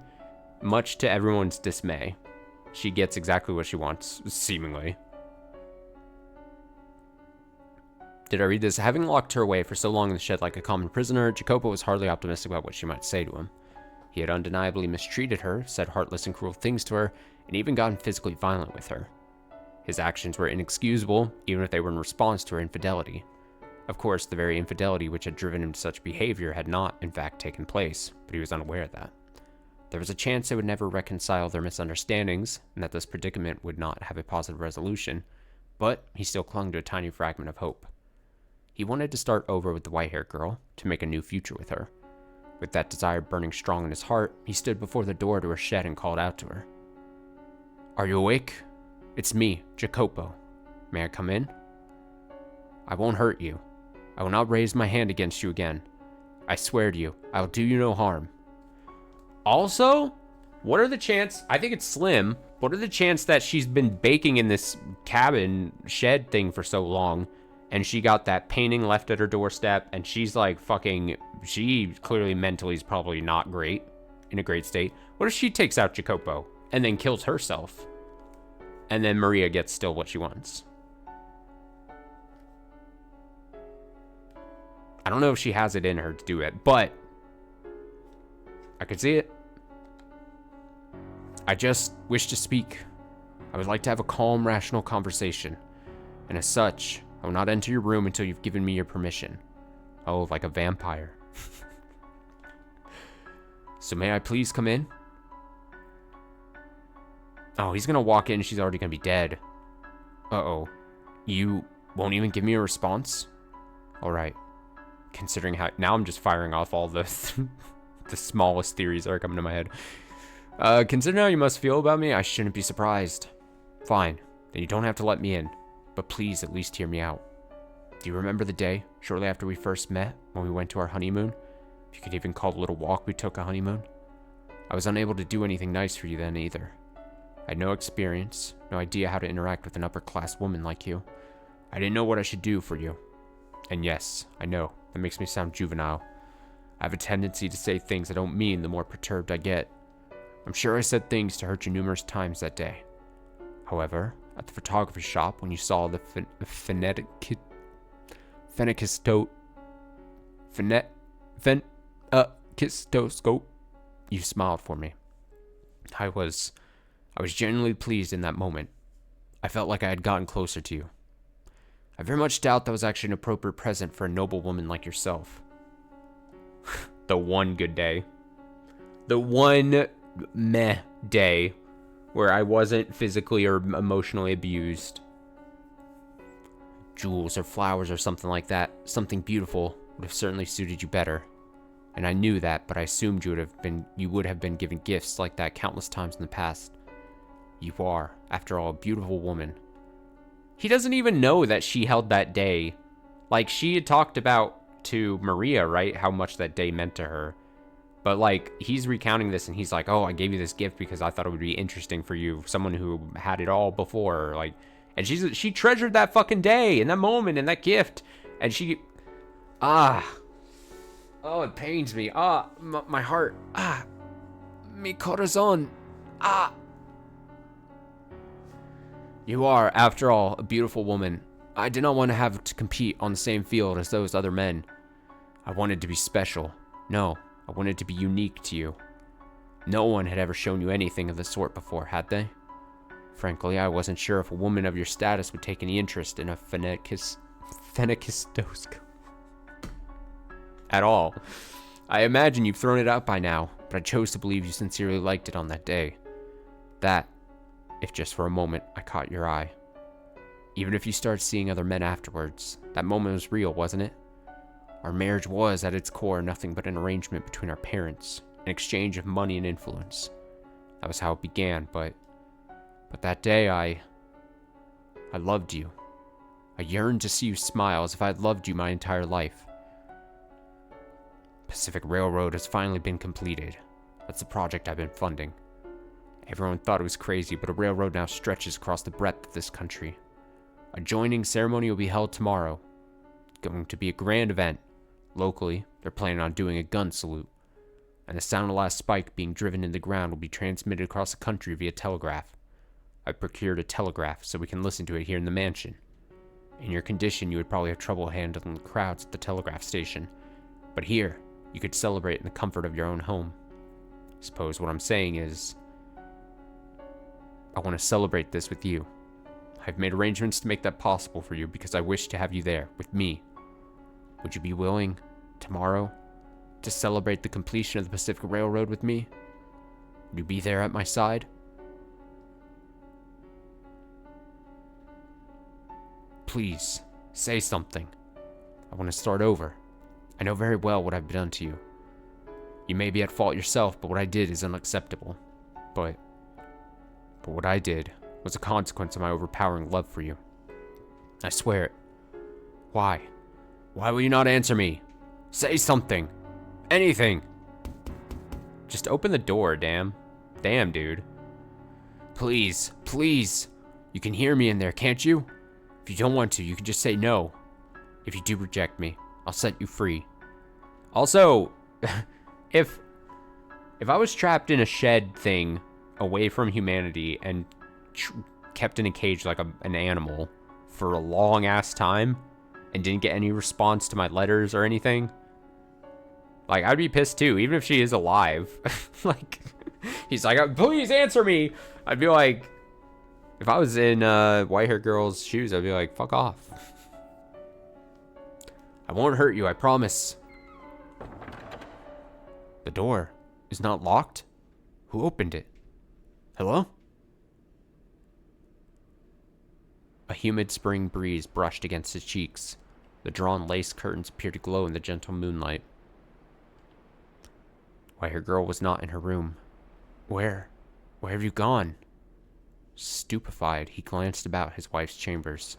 To my eyes, the neatly organized room appeared no different than any other day, but to his eyes it was pale and hollow.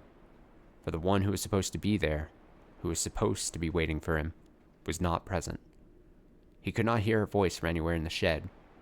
In its place echoed a dry rustling, a sad, pitiful, empty whisper of a noise. It came from the lone object left abandoned atop her desk. The phenakistoscope.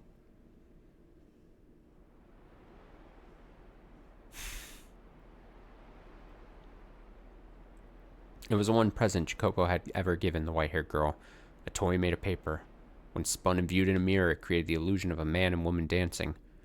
You still had this? That's ridiculous. I assumed you had thrown it out. The white-haired girl had evidently made considerable use of the phenakistoscope. The paper was visibly worn and tattered, warped in places, and had ever begun to yellow. Even began to yellow. It spun slowly in the wind, rustling and rustling and rustling, spinning in an endless reminder of that day the year before, that there was no longer anyone around to look through it. Why? But you were with other men. Why would you keep something I gave you? It's so worn. Why? A letter? Beneath the ever-rotating phenakistoscope lay a single sheet of paper. As if drawn to it, he scanned the contents of the parchment. It was a letter addressed to Caro mio Jacopo. The salutation, written in his native language, translated as follows. My beloved Jacopo. Oh, shit. Oh my god. Did the fruits of your dream turn out as you had hoped? I am sure it was wonderful and impressively fast. A train that can travel across a continent as large as this is like something out of a story. I wish I could have been there to see it. I'm sure it would have been quite pleasant.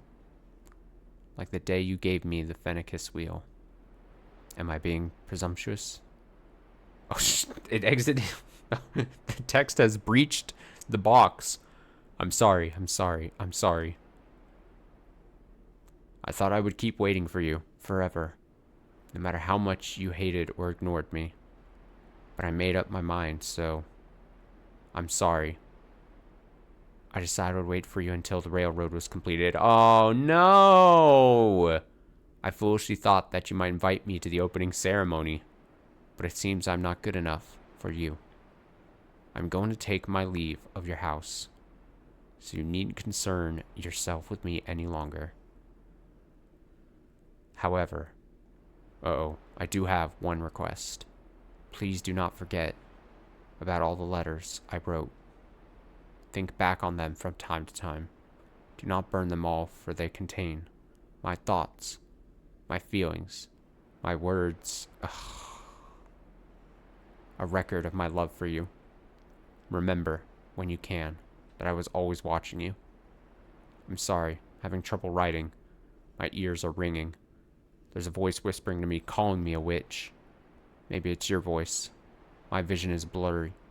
I'm not even sure what is going through my mind. I'm sorry, this was all I was able to write for you. I'm truly sorry. I will leave the Fennecis wheel behind. It was my dearest treasure. Farewell. I loved you. 5/8/1869. Well, shit.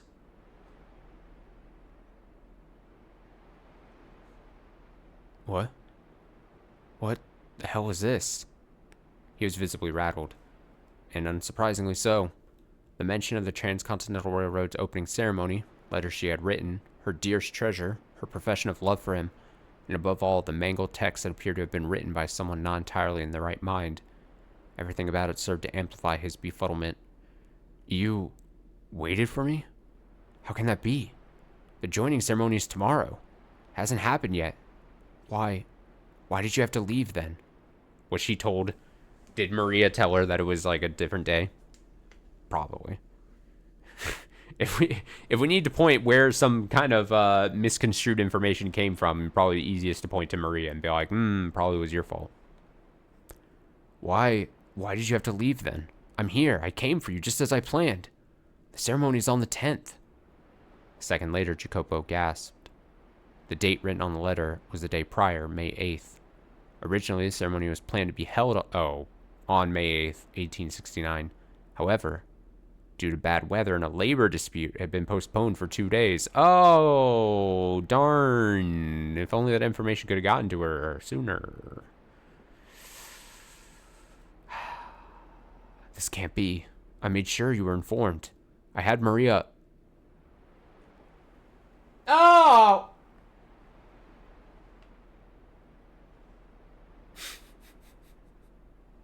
Maria. The madam is having an affair. Maria.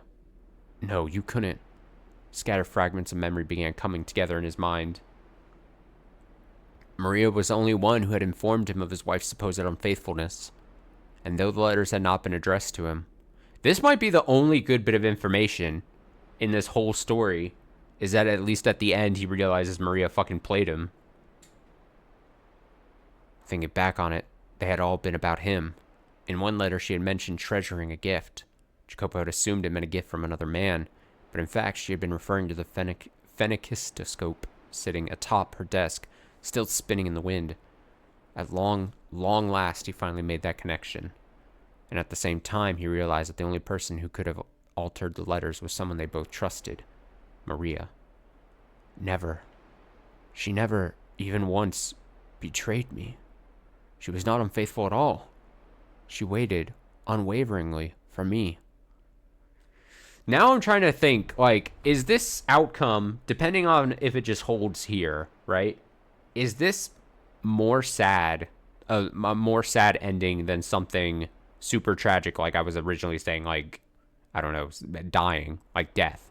This is, she leaves in a very clearly mentally distraught situation after being holed up here forever, and then she leaves, and then he realizes the mistake he made once it's too late. Like, that's tragic. Is it more sad than, like, if something just, like, he just gets angry and kills her on accident? Like, I mean, this is actually kind of sad, right? This is like, oh, you realize the mistakes you've made, and the problems, you realize it when it's just oh so close, too soon, too late, or too late, not too soon. And I refused to believe her. I caused her pain again and again. But his realizations came far too late. The white-haired girl's spirit had broken. She was no longer at the mansion. Had he caught on to Maria's machinations sooner, things would not have turned out as they had. But he was much too late. Maria, why? Why would you do this? Clenching the letter from his wife, Jacopo stormed out of the shed in search of Maria. Oh, let's kill Maria. Yeah. That's the best way the story could end. Death. For me, I don't feel much sadness here. Maria only took advantage of the temperament he already had. Yeah, that's why, like, despite this game, I'm not saying accusing the game of doing anything too whatever, but there was a slight, like, to me, you see it a lot where, like, oh, you know, the trope of, like, oh, the problematic character, we're going to give them backstory and give you reason towards the end to, like, not find 100% fault with them and to try to give them some leniency and be like, oh, they're only bad because of the circumstance that they were brought up in or raised in or this thing that they were facing. Like, that's why I'm like, when it's telling me that he was, like, did like her and he was forced into this relationship thing and he was maybe against what he wanted to do, like, I err on the side of, like, oh, well, it's still, like, kind of like what you said, like, he was still a bad person. He's still, and yeah, he was manipulated for sure. Like I said earlier, like, played like a fiddle. Maria took advantage of it. So yeah, I don't know if I feel too bad for him. Again, I feel bad for the white-haired girl. And I think as the reader, we're definitely supposed to feel for her in each of these different stories that we've gotten so far. Every iteration of her. Different, even though, like I said, it's always seemingly stemmed from some sort of... well, now it's less... Now, with the whole Maria thing, the love triangle theme doesn't really hold up as much. Maybe. But whatever. We gotta roll with it. But, yeah, this version is tragic. Like, the situation of Maria. I mean... I feel not Maria, the white-haired girl. I feel the most bad for the white-haired girl in this story than the previous two. I think. In the second one, she was in that with the weird beast man, and that's just what it was. And sure, she was killed for something she didn't do, so that's unfortunate. But it wasn't like a long, slow torture, basically, like this was. And in the first one, I feel bad for sure. But again, that one kind of was quick in that, I don't know. This one just, I don't even know if I'm wording it well, but like, I just feel really bad for this iteration of the white-haired girl. Like, she was like long in this relationship where she was abused. Maybe it just comes down to me just like hating the fact of people being abused in a relationship. Maybe I'm just, maybe it just boils down to that.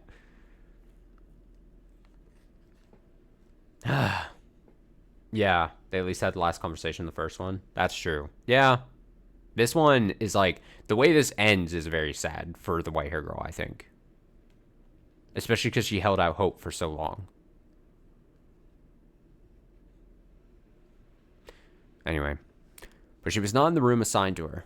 Where are you? Where have you gone? Maria! Oh yeah, he's looking for Maria. Several maids were roused from their slumber by the racket, but no one had the courage to speak up as the master of the house frantically charged through the halls. Eventually, he arrived at his own chamber. He was certain he had closed the door before leaving, but now a sliver of light shone through the gap between it and the frame. From within the room, he thought he could sense someone's presence. When he opened the door, there he saw, comfortably perched upon his own chair, a woman. I've been waiting, Jacopo.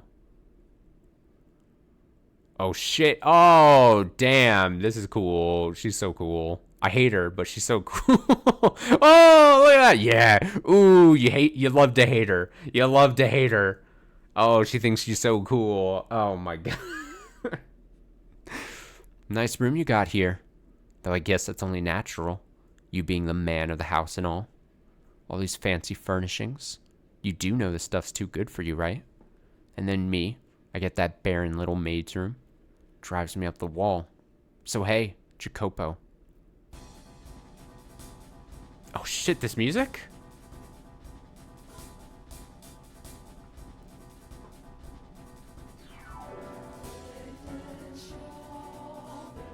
I'm gonna turn up real quick.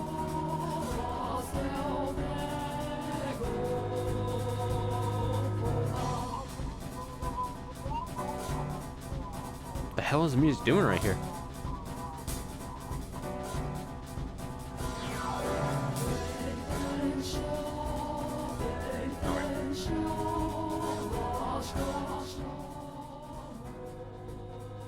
Yeah, this is great. Clear the air with your little lady yet? Maria! I love that look on your face. I'm guessing you didn't make things better then. You know, good and well, that she's not even here anymore.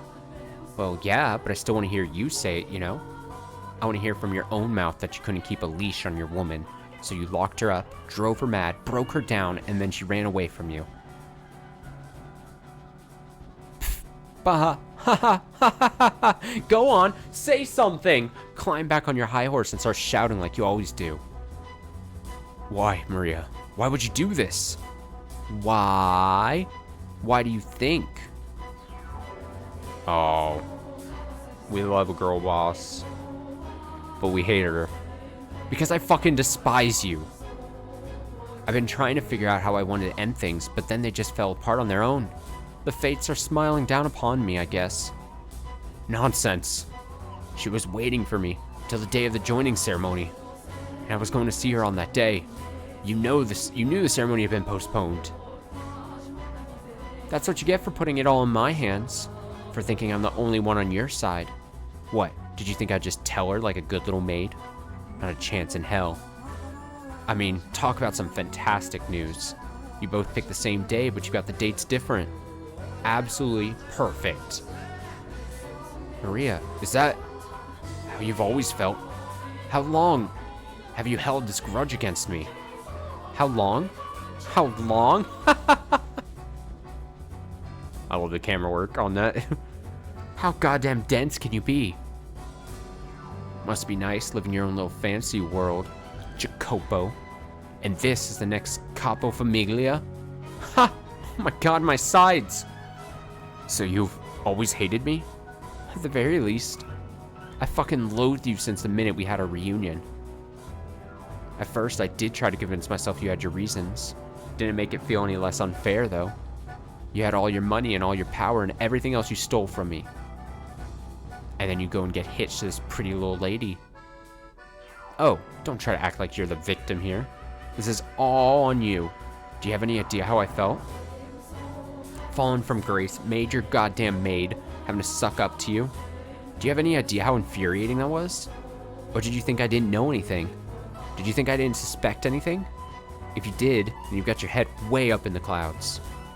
So you were motivated by your grudge against my family, the Berzattis?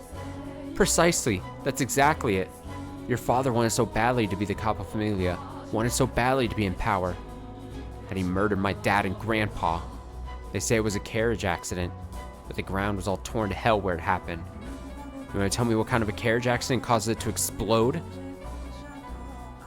As soon as my dad and grandpa died, your dad took over as Capo Familia. The balance of power in the factions began to change. My family and anyone with ties to the Campanellas was either exterminated or exiled. Okay, so we're getting the reason why she had this grudge. Great to finally get it. The Berzattis took control of the city. My grandpa's Koska became your Koska. No one in their right mind would be naive enough to think the Berzattis didn't have a hand in that. The great Campanella family, bitten by their pet dog, except the dog had rabies. And as a result, in time, that lush, historic land will wither away and die. My dad and grandpa, buried in that dried-up earth, are screaming in their graves even now. You can't prove me wrong, can you, Jacopo? And now, first in line to be the next Capo Familia is you, his son. Naturally. Feels pretty good, don't it? Slaughtering my family, leaving us to wallow in the mud. while you live here like a fucking king. Because of what your family did, I don't have a home to go back to anymore. No house, no prestige. I have nothing left. And that's goddamn outrageous. The Campanellas are supposed to run that city. But instead, you filthy Berzati curs are crawling over it like some kind of infestation. I'm a legitimate Campanella, but I'm stuck being your goddamn maid. If I hadn't been born a woman, I could have become the Capofamilia after my dad and grandpa died. But because I'm a woman, I couldn't retaliate. I just had to sit on my hands and watch the tragedy unfold. By the end of this, am I gonna actually turn back around and be like, you know what? Good on Maria. Am I gonna be back on Big Maria? Are we gonna be singing a different tune about Maria at the end of this? Maria based. It was absolutely miserable. So I had to make you suffer as well. I had to make you twice as miserable as I was. The only thing that we wish Maria, is she had to fucking fuck over the white-haired girl in her quest to get revenge. If she didn't have to do that part, and she could only just fuck over, Jacopo. I can't wait for the end of series character rankings. Oh, we got to. I didn't even think about doing something like that, but we probably got to after all. I'll easily find a tier maker. We got to. I think I have to with our, I think if I ever do a relax and listen to me read a story in the series, I think it makes sense. Take note. I gotta take note. Take a note now. Character tier list at the end of this. All right. I had to make you twice as miserable as I was. You had no reason to hate anyone but me. Why did you make her a part of this? Did you have some grudge against her too? Not particularly. I actually rather liked the madam. Sweet, pretty, kind-hearted, timid, and fragile. Trusted every word I said. A splendid little toy. You thought of her as your toy? Now, can you really call me out for that? You can't. You have no right. You never cared one bit about anyone else. They're all footstools to you. It's a little too late to find yourself a sense of morality. This whole thing could have been avoided if you two had just a single conversation. But instead, the both of you come crawling to me saying, "You're my only ally, Maria." How dense can you be? Of course, I thought you were my ally. I trusted you, as I'm sure she did too. Then you should get your eyes examined because you can't see a damn thing. Maria. My God, it was beautiful. The way you two blindly trusted me, creating your own misunderstandings and causing your own pain. How could you never seem to get on the same page? Watching it all fall apart. Maria, is that everything? The extent of your grudge and all you did? Yep, that's everything. All that's left is for me to kill you. Oh shit!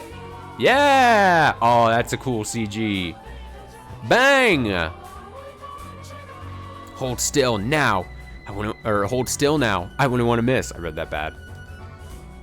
She got that crazy look in her eyes. Maria, does our past mean nothing to you? Was that oath just an empty promise? How could it when you remember so clearly? Fine, I'll explain it for our little romantic boy. Bad grown-ups will even take advantage of good memories. It's time I finally returned this to you, Jacopo. That cartridge you gave me. Oh, shit! Yeah, it's the... Oh, packed with your disgusting sentimentality. Bang! Damn, I look like a fool talking about, like... I'm thinking that, like... The basis and the end goal for her was... Maybe that was the point. Maybe I was gonna be, like, trying to wedge the relationship and split them up. Maybe the story in the game wanted me to think that. I don't think you can blame me too much for being like, oh, maybe there's some kind of like relationship thing and we had the past. But if that's the case, then I got to applaud the game for then having this little, I don't know, twist, but like this little turn on it. Being like, nope, she fucking hates his guts and, Anyway, Jacopo's... Ha! Ha ha ha! Ba ha ha ha ha ha. Killing you ain't the end, though. All you Berzati curs, I'll send every last one of you straight to hell. My revenge has just begun. Ha ha ha ha. Ha ha ha ha ha ha ha ha ha ha. Laugh, laugh, laugh, laugh, laugh, laugh, laugh. Even if you had been a man, you wouldn't have been a suitable capo familia. You should have aimed between my eyes, Maria. Oh. Jacopo! Bang. Oh! No! Maria! No!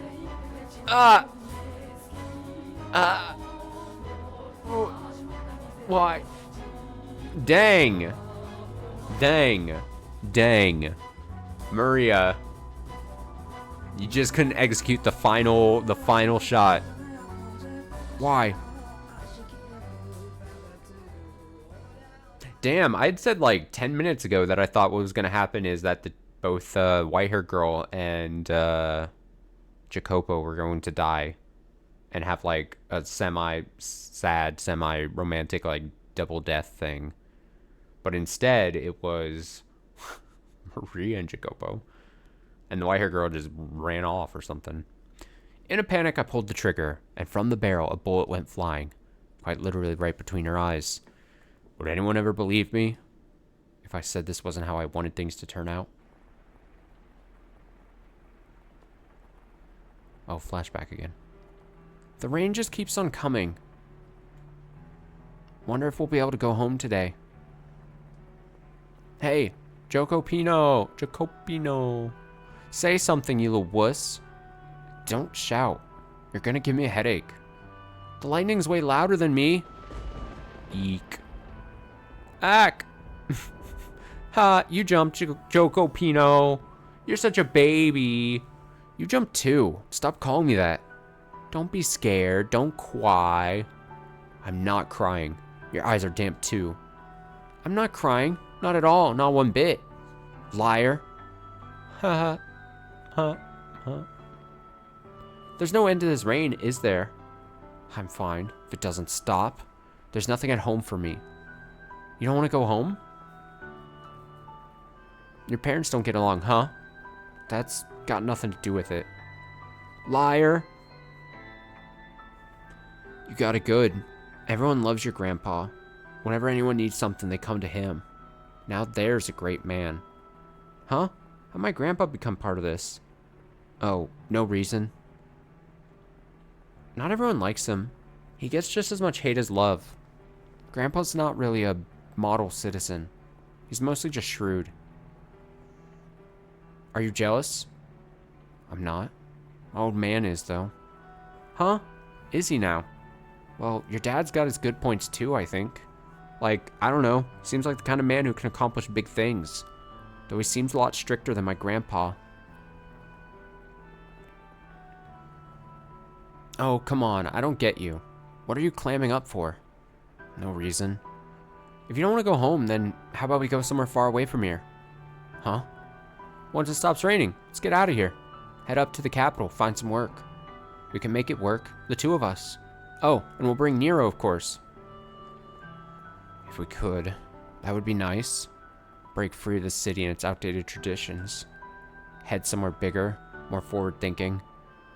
If only it were possible. It's all right, Maria. I know you're just joking. We wouldn't be able to find work anyway. If the two of us ran off, we'd be starving in a month. You'd have to be blind not to see that. Right. Let's go home once the rain lets up. Yeah, once it does. But until then, I know, let's sing. Sing even louder than the lightning. Then maybe you'll stop crying, Jacopino. I'm not crying. Ha ha, come on, let's sing. I'm not singing this. La la la liro, la liro, la liro, la liro, la liro, la liro, la liro, la liro, la la. Oh my god. That was the closest you're gonna get out of singing out of me tonight. Repeat. Continue singing. Maria, I may not put it into words, but I trust you understand that I consider you a dear friend. Listen to me, Jacopo. My actions were justified. I did what I did for the betterment of the city, this land. The Campanellas are too conservative. Under their control, this country will atrophy. Progress will continue to lose steam. If we don't push forward, we'll fall farther and farther behind. Before long, you'll be made the next Capofamilia. But until that day, you'll cross over into the New World and establish the Cosca there. Unify us, bolster us, make us strong. I'll handle things back here. I won't let the Campanellas try and strike back. What? You want Maria to... It's dangerous to keep a Campanella so close by. She has to be taken care of. If you insist. But do not let your guard down. Oh dang. Betrayal is a constant companion in this world. I'm giving you my revolver. Keep it on you at all times. Glory everlasting upon our blood and upon this earth. Well, the best I can give you is a job as my maid. If I show you any more obviously preferential treatment, the Berzattis are liable to step in. Money, power, respect, and enough authority to not take orders from anyone. I thought that if I could obtain all that, I would be able to give you your freedom. And her as well. I wanted to give you both comfortable lives. But none of that got through to either of you.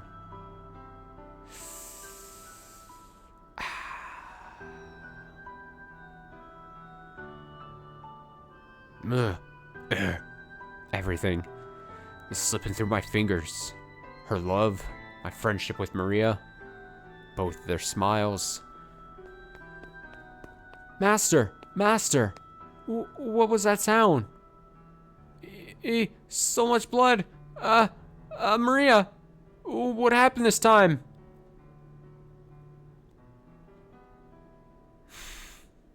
You keep getting stuck witnessing the worst things. What? What? Call a doctor. Someone with tight lips. Do not call the police. And don't make a scene. Got it? If so, then go on. Yes, sir. Right. Not everything has slipped from my grasp. My money and influence are all that's left. That is what you wanted, though, is it not? You sought money and power, no? Aren't you going to go? Yes, I will. But first, I'd like to ask you something. What do you intend to do from here? What am I gonna do? Exactly the same as before. There's but one thing for me to do. I see. Will you eventually find solace in your riches? The way I see it, money and power can be your ally, but they can become your enemy in the blink of an eye. If you do not put them into words, your feelings will never make it through to anyone. For unlike money, humans are not measurable by their appearance. Well, he failed to communicate to anyone what he held within his breast. He was chained down by his place in society, his pride, his relationships, and his own heart. And at some point, he found himself in a position where he was no longer able to speak his mind. After enough time, he likely forgot how to be genuine at all. Or perhaps someone like him simply would not, even if they knew how. In any event, there are many things in this world that cannot be communicated without being put into words. How sad that his tale should end without him expressing how he truly felt. How hard it must have been to never clear up his misunderstandings. After Jacopo's confrontation with Maria, the Pacific Railroad was completed as scheduled. Celebratory cheers shook the new world as the last spike was driven into the rails. Jacopo, however, would not even manage to smile listening to the telegraph. And I am sure you can take a guess as to why. The people with whom he wished to share that moment were not there. Shortly following her death, Jacopo held a private funeral for Maria. Then, he commenced a search for the white-haired girl, but he did not do so alone. He hired others to help, did everything in his power to find her, tirelessly searching for many, many years. However, he never was able to locate her, and he spent the remainder of his life alone. Money, power, renown, servants. The world around him was always quite lively, but solitude was his only companion. He waited, and he waited, and he waited for the white-haired girl to return. The years crawled by, and with no family or loved ones at his side to care for him in old age, he died alone. Rip Bozo. Rip Bozo.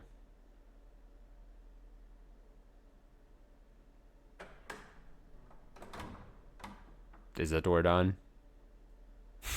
I guess it would be.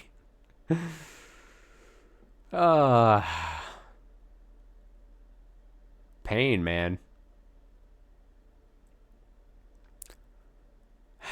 The door before you slowly drew shut. You could no longer hear the raucous sound of the men from within the den. The faint scent of cigarette smoke, however, lingered in the air.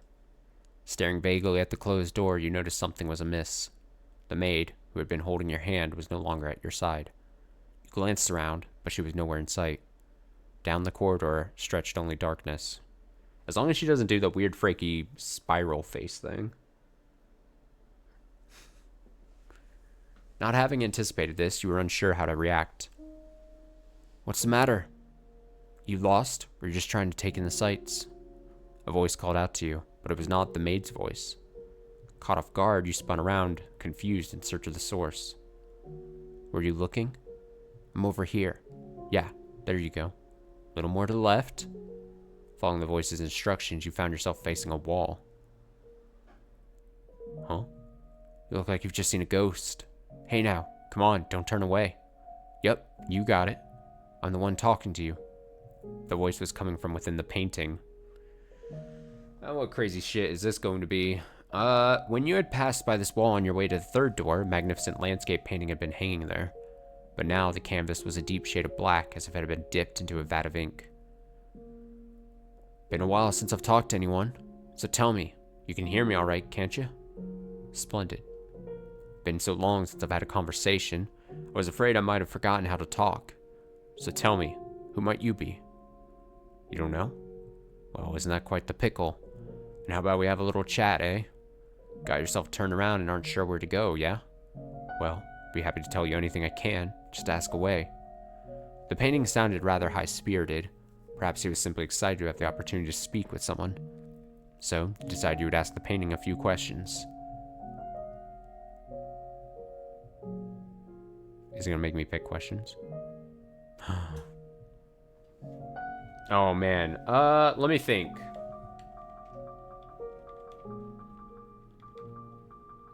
Actually, before I pick, let's do a quick BRB since I've been reading for like 2 hours here. I'll throw up a BRB screen. I will take just a few minute break. Just give me like 3 minutes to replenish my water and stuff like that. And then we will... I don't know if I'm going to have the chance to ask all these questions, so we'll try to pick whichever question we think is the most important, and we'll go from there. So I will be back shortly. I'll do this. Be right back. Give me, like I said, 3 or 4 minutes at most. Stretch your legs as well. Everyone stretch.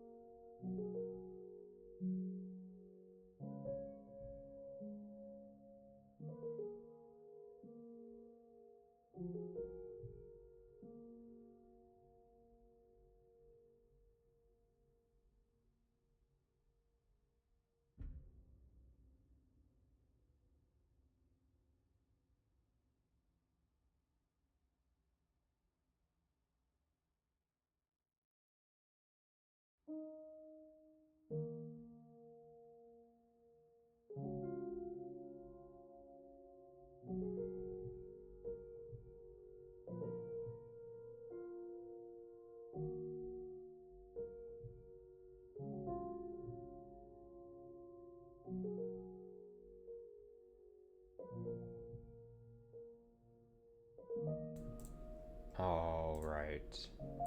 Coming back here. What is this? Feel free to ask about choices. Like, if they matter, what they do. What do they do? What do that question do? I mean, I think I just have to play it as it lies, as the saying goes. Because either my guess would be one of two things is about to happen. Either I'm going to be able to ask all the questions, or for some story reason I get to ask one question and then it's not going to allow me to ask again. And if it's that second, if it's the latter one there, then I think I would have to just ask what I want. Again, like I said before the break, what I think is the most important. And then just go from there. And I feel like if I ask ahead of time if something's going to happen, if I pick a certain one, that feels like it's cheating. It would feel like it's cheating for whatever reason. Because the game isn't presenting it. The game presents it just like this. So I think So who are you? Who am I? What is this place? Who is the maid? So do I really care who the man in the painting is at this point? Probably not. Who am I is a more interesting question. But that might be, who knows how snarky the man in the painting is? What if I don't get a good answer to the question, who am I? Or what if he goes like, oh, you should know who you are. What is this place? I care less about this place as well. I mean, I know what the place is in general. Who is the maid could be an interesting question. But again, are we going to get a good answer? Who is the maid? Who am I? Who are you? Who are you is the most likely to get the straightest answer.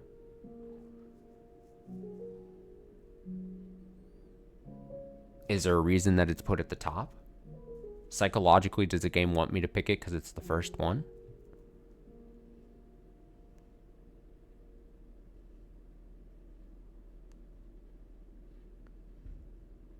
I'm going to say who am I as my first selection.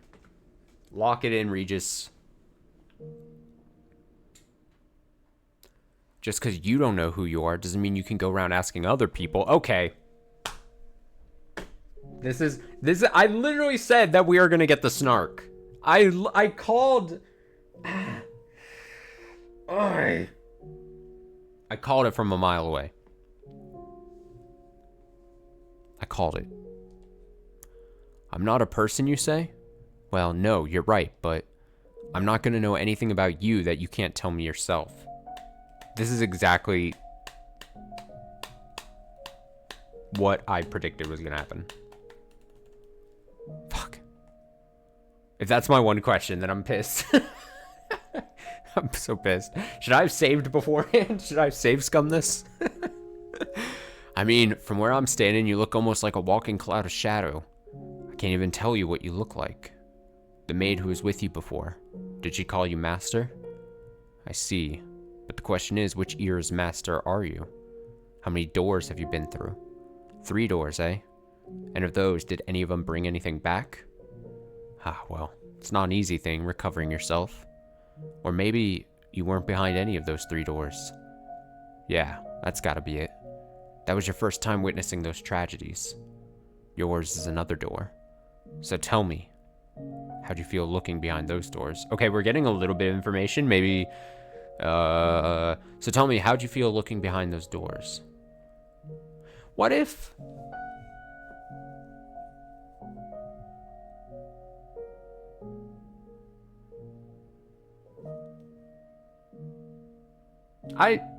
I'm pausing because this is one of those things where I'm like, do I really want to put this out into the ether? Am I about to say something that's really stupid or really wrong or so correct? The thing we know about us as the player character, what we call as the master, that we keep getting referred to as the master. What if I am the white-haired girl? Is that when I say that, if you know the answer, if you're in chat and you know the answer to it, obviously don't spoil anything. Don't you fucking dare. If I'm right or so wrong, don't. But like, and there's a chance that I'm so stupid that you're just laughing behind the screens. I know that that's a possibility. But what if the most obvious seeming answer is the answer? Do you know what I mean? What if the player character is the white-haired girl? That would kind of explain maybe some things. And right here, if it's like, oh, you haven't seen the painting man says like, which master are you? Oh, you haven't seen it. What if we've seen 3 doors so far, and the weird mirror thing, which I don't really count. I don't know to this day, the mirror thing, I don't know what that was all about. I don't know if that was something we were going to get more information later on, or that was just supposed to be a weird thing. I don't fucking know. But wouldn't it maybe make sense? Oh, like narratively, it would kind of make some kind of sense if like we were some version of a white-haired girl and we're seeing all these tragedies happen and we're taken by the hand to see all these. And then like maybe like how the man in the painting said here, oh, you haven't seen your door or whatever. Maybe like one of the last doors we go to is like the white-haired girl is the master of the mansion. And then we see some story there. And then it's like, that was the time when you were master of the mansion or something or another. I'm spitballing here, but like, that would sort of make some sort of sense. If we were being led to see all these things, I don't know. I could be so fucking wrong. This is the thing where I'm like, I could be so fucking wrong. Or there could have been evidence that points to me being wrong that's already been said. I'm trying to think. I don't know. I don't even know if it matters. The thing is, I don't even know if my theory I'm putting out there matters. It might not matter.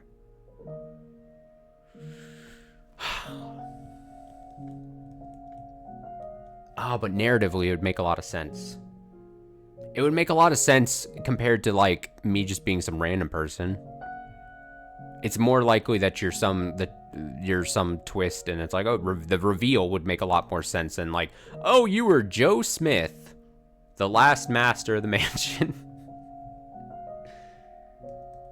I don't know. Maybe I shouldn't be dwelling on it too much, because maybe it doesn't matter. And I could be so wrong. Or I could be so right. So tell me, how'd you feel looking behind those doors? Was it frightening, saddening, heart-wrenching? Well, let me tell you something. You were able to bear them because they weren't your tragedies. Oh. If the next door you open is yours, will you be able to bear it? Will you be able to accept your own tragedy? It's one thing seeing others suffering, but your own. If you have to face emotions you wanted to keep buried, secrets you wanted to keep hidden away, and pain you wanted to forget. I guess what I was trying to say is, like, if we're experiencing, again, I know there's a lot of weirdness about, like, who was the white-haired girl? Is she some ethereal, like, fucking, like, witch that lives in different eras and is reincarnated or put into different... How does she experience all these different times? Is she doing all these things? Whatever the case is. But, like, it would make some narrative sense if, like, she struggles and we see in behind each door is, like, that era's white-haired girl having a bad time, and then, like, the maid who is, like, clearly at these points in times as well, and then she saw all the tragedies happen to the white-haired girl, and then she takes another white-haired girl through all the doors and goes, like, this is a time you experienced this fucking thing, and this time you experienced this thing, and didn't that suck, and oh, now we'll witness this, and tries to, like, help her in a weird way.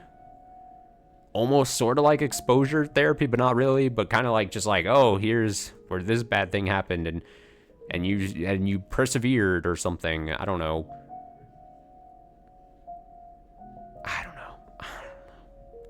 If you have to face emotions you wanted to keep buried, secrets you wanted to keep hidden away, and pain you wanted to forget, do you think you'll be able to accept them as your own? If you can't, I wouldn't blame you. I wouldn't accuse you of running if you chose not to reclaim your old self. Nothing wrong with erasing your memory of something if it was so bad you didn't want to face it in the first place. Let it be rewritten as someone else's story. That'll make it a whole lot easier on you. Because you never know. The most unfortunate tale of all may well be your own. Or perhaps that goes for everything about you. You won't know till you see it. I don't think I'm going to be able to ask the other questions. Now I'm thinking like, okay, what if like, no matter which question I asked, maybe we'd get to the same point where he would have a snark answer and then we'd just go on this whole thing anyway. We'll never know. It's impossible to know. We can't look it up. I'll never know. You won't know till you see it. Well, that's true enough. But once you do, there might not be any turning back. Or do you mean to reclaim your old self no matter the cost? If you do, if you're sincerely prepared to do that, then be wary of the tale that comes next. Uh-oh. This is said like a threat. Any tragedy that seems too beautiful to be real is precisely that. A fabrication. If it turns out you're someone from behind the next door, then perhaps you're my what? My what? Oh shit! We get another chance. Shit.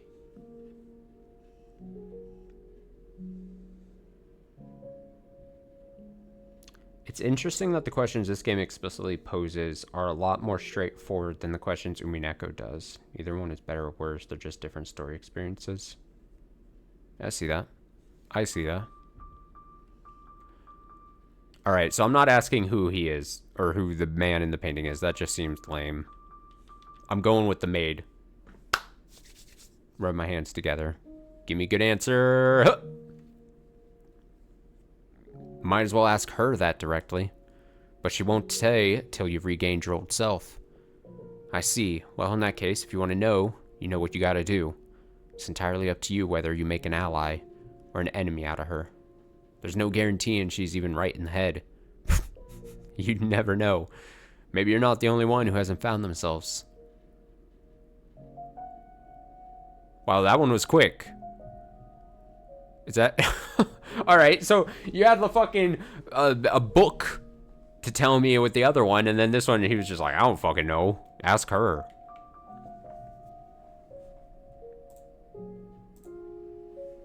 I'm asking, what is this place next?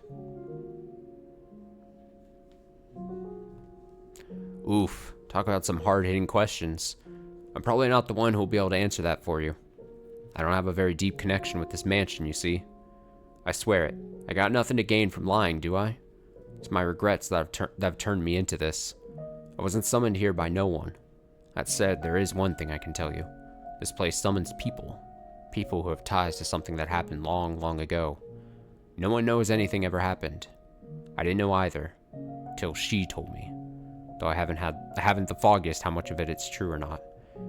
Are you here because you were summoned by her? Or did you come here of your own will to find someone? If you came here of your own volition and you weren't summoned by her, then mayhaps you'll be the one who can break. Break. I'm about to break. Who are you? It won't let me select it. There we go. Oh, I have to actually press down and... Me? Well, as you can see, I'm a painting. Why did I end up as a painting? Hard to say. Maybe I was reborn as a painting because I used to really like art. Though there are things I painted that I wish I hadn't. Maybe that regret's what's turned me into this. Hopefully I get the chance to apologize to him about that.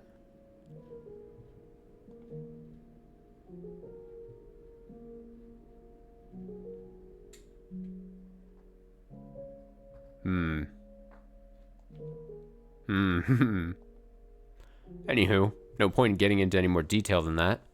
Wouldn't mean anything to you, so enough about me. Oh, right, you don't know anything about yourself. A shame, that. Alright then, favor for you, since you can't tell me about yourself. If you run into him, could you tell him I really regret what I did? I know I should tell him myself, but, well, as you can see, I'm stuck here.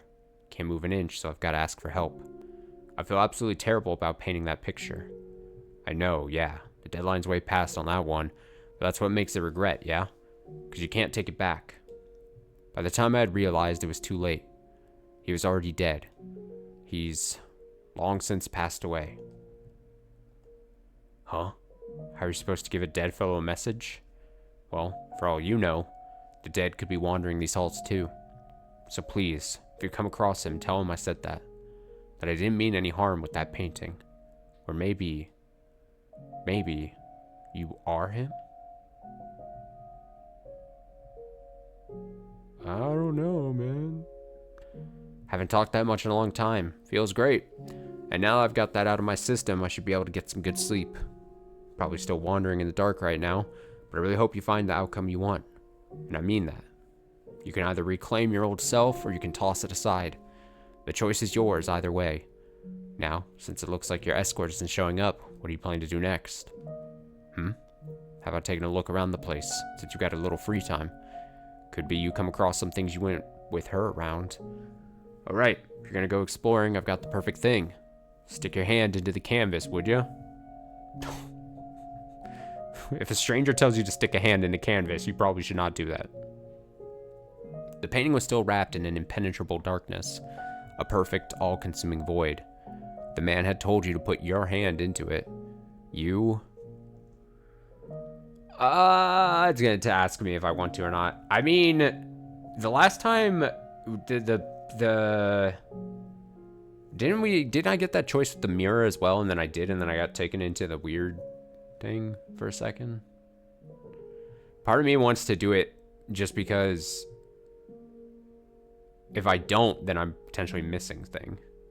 I'm reaching into the frame. Screw caution. You extended your hand for the painting. The moment your fingertips brushed against the darkness, it swallowed your entire hand up to the wrist. Ha ha ha ha, no, not there. That tickles. What the fuck? A little to the right. Hold up. Slow down. As the man in the painting had instructed, you groped around the inside of the darkness. Before long, you felt something hard. What the hell? At your fingertips. Ah! Stop! Stop! Stop! I don't like how it sounds. Clenching the object, you withdrew your hand. Your arm was still intact. You spread your fingers, and there you found a key. Ah.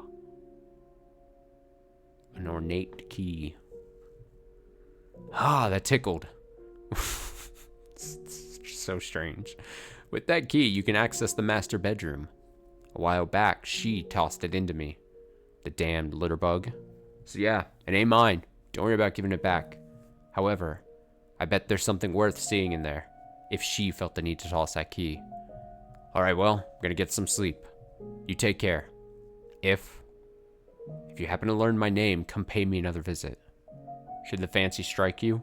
Okay, I have one question. Just because there has been a couple choices, and if this is a spoiler, this is a tough this might be a tough question to answer. I can either get an answer, or I can get a no comment if it's potential spoiler. Maybe, I don't know. But is there actual missable moments? As an example, back when we had that mirror thing, if I didn't, I think my options were like look at the mirror or avert my gaze or something. Could I have not been taken into that mirror little moment and then just been, it's just I wouldn't have gotten that? Again, I don't know if asking this constitutes a spoiler somehow, but I'm curious, like, you know, I guess what I'm trying to say is, like, a visual novel like Umineko or Higurashi are what they call kinetic novels. There's no choices really to make, basically, unless you count some things. But, like, it's mostly, like, from point A to point B straight line. There's nothing you're gonna, like, miss, or, like, not see.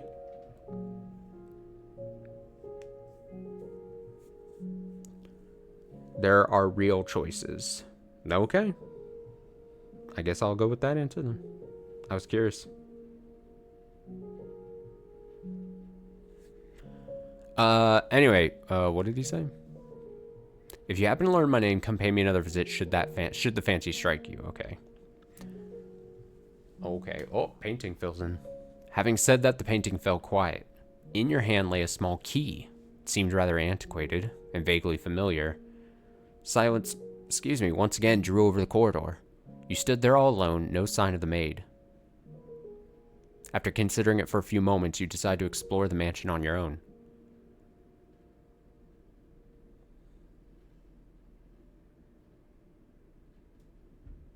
Whoa! Whoa! What?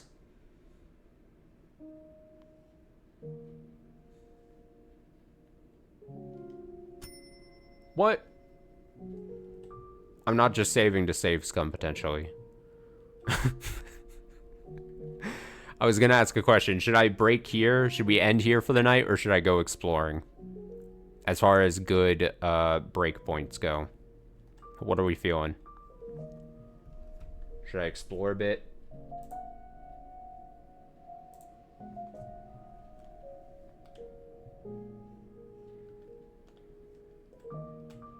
Alright. Oh man, this is crazy. What do I do here? Here's good for you sleep-wise?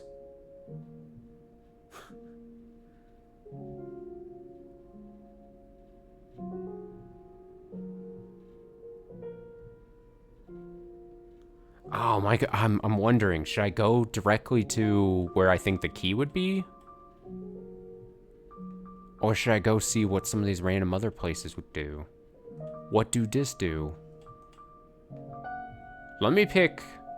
I saved in case something bad happened. Let's just... What happens if I go from the top? Go to the entrance. I'm afraid. You made your way to the mansion's entrance. There was no one around nor any source of light. Groping through the darkness, you found the front door, which was sealed shut with a heavy bar. You pressed against the bar, but it remained firmly in place. The door did not budge either. It seemed you could not leave the mansion. Burn the witch. Crucify the impure. When you made a step away from the entrance, you heard a muffled voice. You looked around, but were unable to determine the source of the voice. Nor could you be sure whom you had heard either. Giving up on finding anything at the entrance, you decide to head somewhere else. Okay, so I'm trying to feel this game around. I have a feeling what ends up happening is that if I call for the mage, she's gonna take me to whatever the next door would be. So part of me wants me to be like, explore everything but the mage just to see what happens, because I don't think anything bad can happen if I'm just run around. See, now I'm afraid. You throw a million choices at me, and like it's like choice paralysis on my end. You made your way to the room with the fireplace. What remained of the fire crackled weakly, leaving the room in a veil of darkness. You remembered that you had woken here. Out of sheer curiosity, you sat down in the rocking chair you had been asleep in. Creak, creak, creak. It was as soothing as a cradle to a baby, and in short order, you found your consciousness drifting from your grasp. I hope I don't pick a bad choice. That's honestly, I'm just hoping I don't... just hoping I don't pick bad. Reading a story by the fireplace like this almost makes it feel like we're in another world, doesn't it, Master? But that's why troubadours perform at pubs, so they can be near the fire. Oh, you're such a cynic. But that's okay. Say, do you remember when I first arrived here? When I was cleaning the library?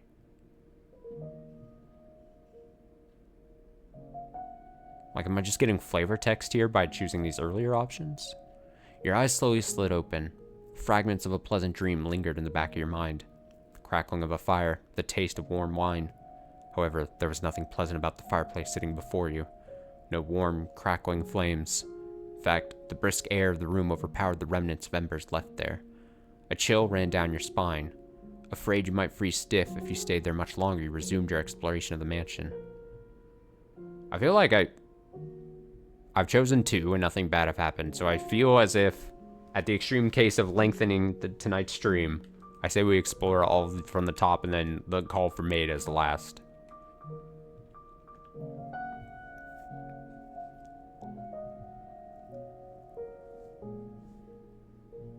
The scent of cigarette smoke lingered in the den. However, the room was silent, not even an echo of the men's chattering remained. Something was moving. Billiards balls. There was no one present to strike the balls. They rolled spontaneously around the table. The paths they traced across the surface were rough and erratic, contrasting that of when the former master had held the cue. The spheres collided awkwardly with one another, not a single one coming close to the pockets. As an experiment, you pulled a ball off the table. In response, the paths of the balls became even clumsier. Having lost one of their targets, it began bouncing aimlessly off the cushioned walls of the table. As you stared intently at the table, a man's voice rang out from somewhere in the room. Oh, shit, that silhouette. Spinning around, you saw a silhouette of a man.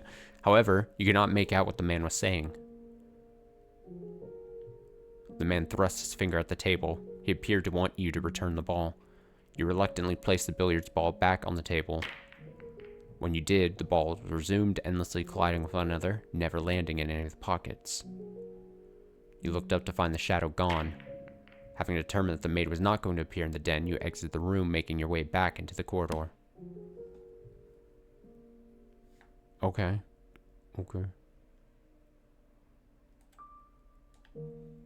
We continue.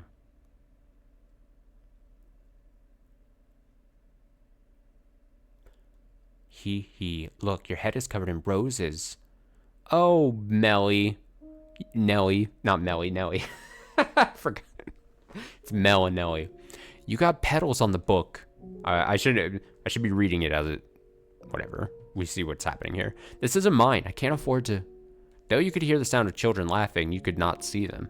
Regardless, their cheerful voices warmed your heart. You decided to linger there in the garden for some time. Along with the children's laughs, wafted a sweet fragrance. Fragrance. The wind blew, whisking flower petals up into the air. It was an enchanting sight.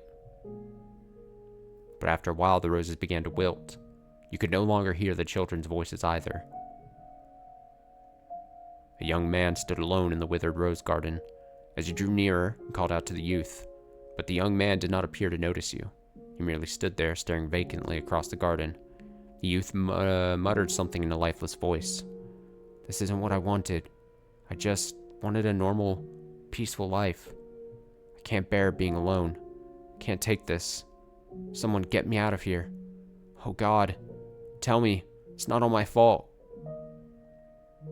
You tried to call out to the young man several times, but he did not seem to hear you. He simply continued muttering to himself. Before long, the youth's shadows faded into nothing. Unable to bear the chilly air any longer, you stepped back into the mansion. Yeah, this feels like...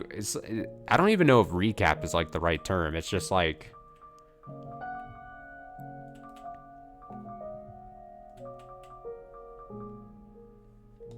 To the cellar.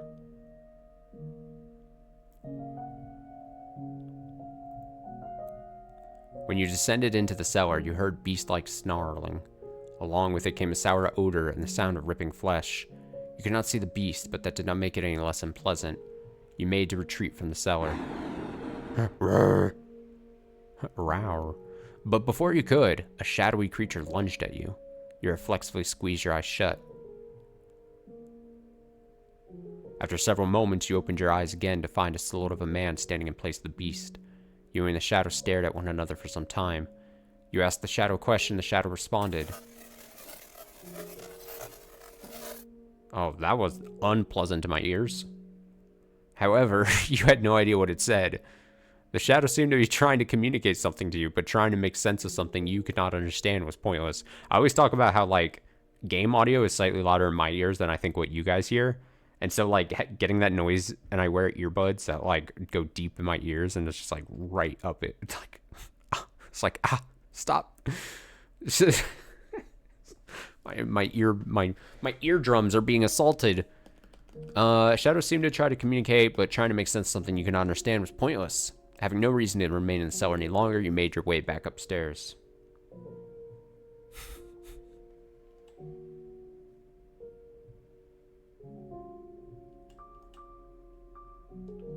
Library.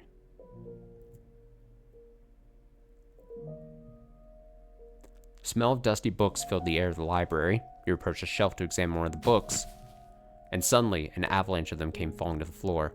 You stared blankly at the mountain of books. They had fallen down on their own, but they showed no signs of putting themselves away. Since no one else was there to do it, you began placing the books back on the shelf. 1, 2, 3. A dozen. And as soon as you had gotten them all back up, they came crashing back down again. You wished very much to implore the maid's assistance, but she did not appear to be in the area. Pretending you had not seen anything, you made your way back into the hallway. Not my problem. Not my mess.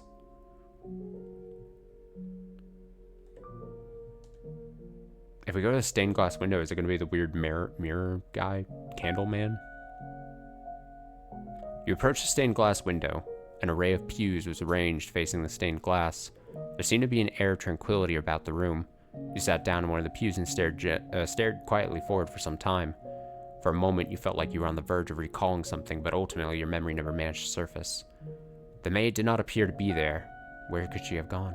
You decided to resume exploring the mansion. Oh, these ones are going quick.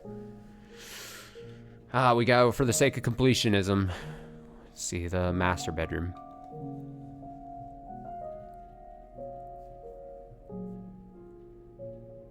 We have a key! You inserted the key you had been given into the door's keyhole, and with a twist, the door opened. Surely nothing bad will happen here. The master bedroom was shrouded in darkness, much like every other room in the mansion. It had evidently been left unused for some time. The air in the room was stale and forlorn. Master. A voice seemed to ring out from somewhere. Come on, get up. Up with you. Master.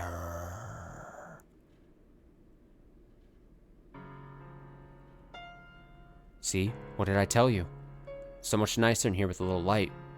Without warning, your whole world took on bright, vivid colors. What is this? Light streamed through the window, illuminating a well-lit bedroom.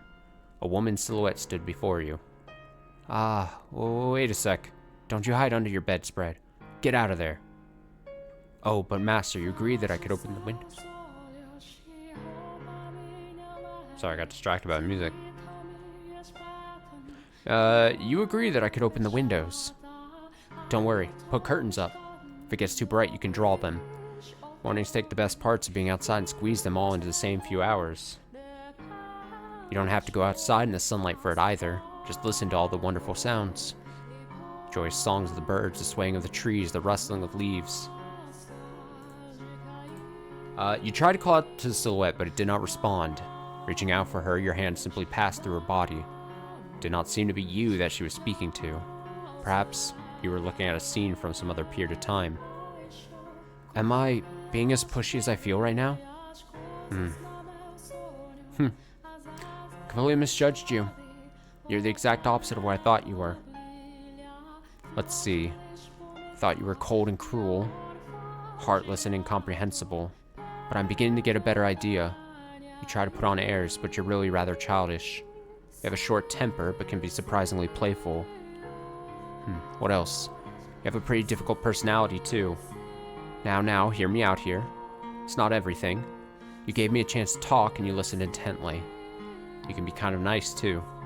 We agreed that we would live together, not just in the same house, so we've got plenty of time to add more to the list. And I hope you can make your own list about me, too. This is just the beginning, after all. Got a long, long time ahead of us. Plenty enough to get to know each other, no? Let's not waste any time, then. What do you say we do something today that we haven't been able to do before? Where should we begin? Ooh, I know. We can get this place cleaned up. Now that there's some actual light in here, we can now see all sorts of things we'd probably rather not. Like dust. All over the place.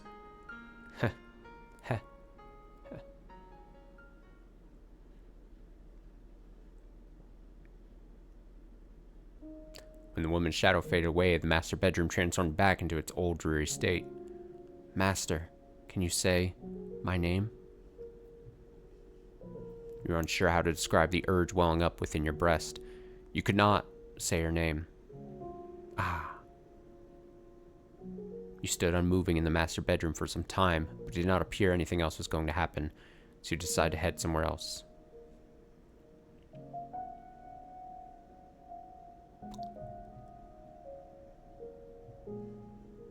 Wait, the stained glass window back? Is it going to be different?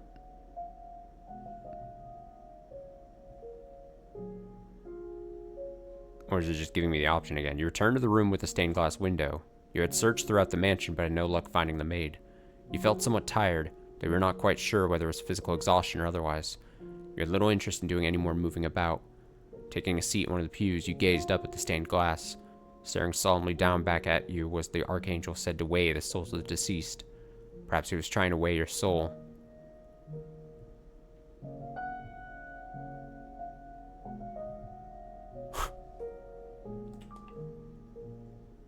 Master, Master. Oh, there you are, Master. Gave me quite the scare. After returning from the third door, you disappeared without a word. Oh my, it was I who disappeared? It's quite strange. Did not go anywhere as far as I'm aware. Nevertheless, I'm glad to have found you. I would have been at a complete loss for what to do if I'd been separated from you yet again.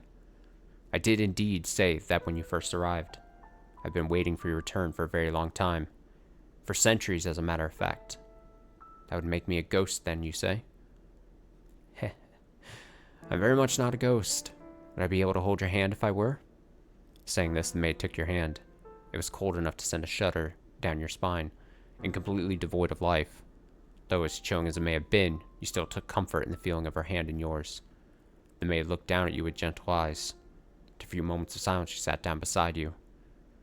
The stained glass is quite beautiful, is it not? Every time I see it, it brings a tranquility to my heart. A dreadful, deep-rooted curse afflicts this mansion. However, this room is the one exception. Can you feel the purity that hangs in the air, Master? Yes? What is it, Master? You are correct. The stained glass window has been shattered and was not present in the time period of the previous tale. I wonder.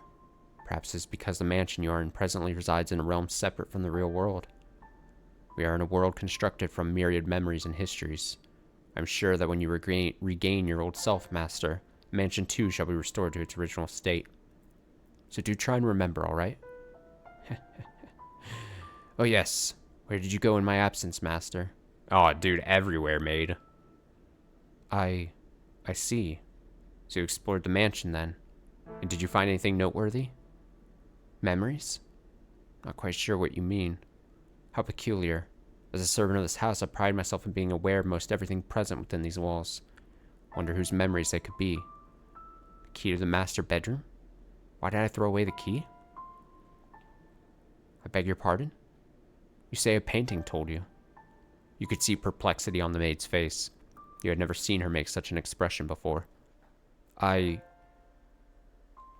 know nothing of any key. Oh, Master, you should not tell jokes meant to cause others discomfort.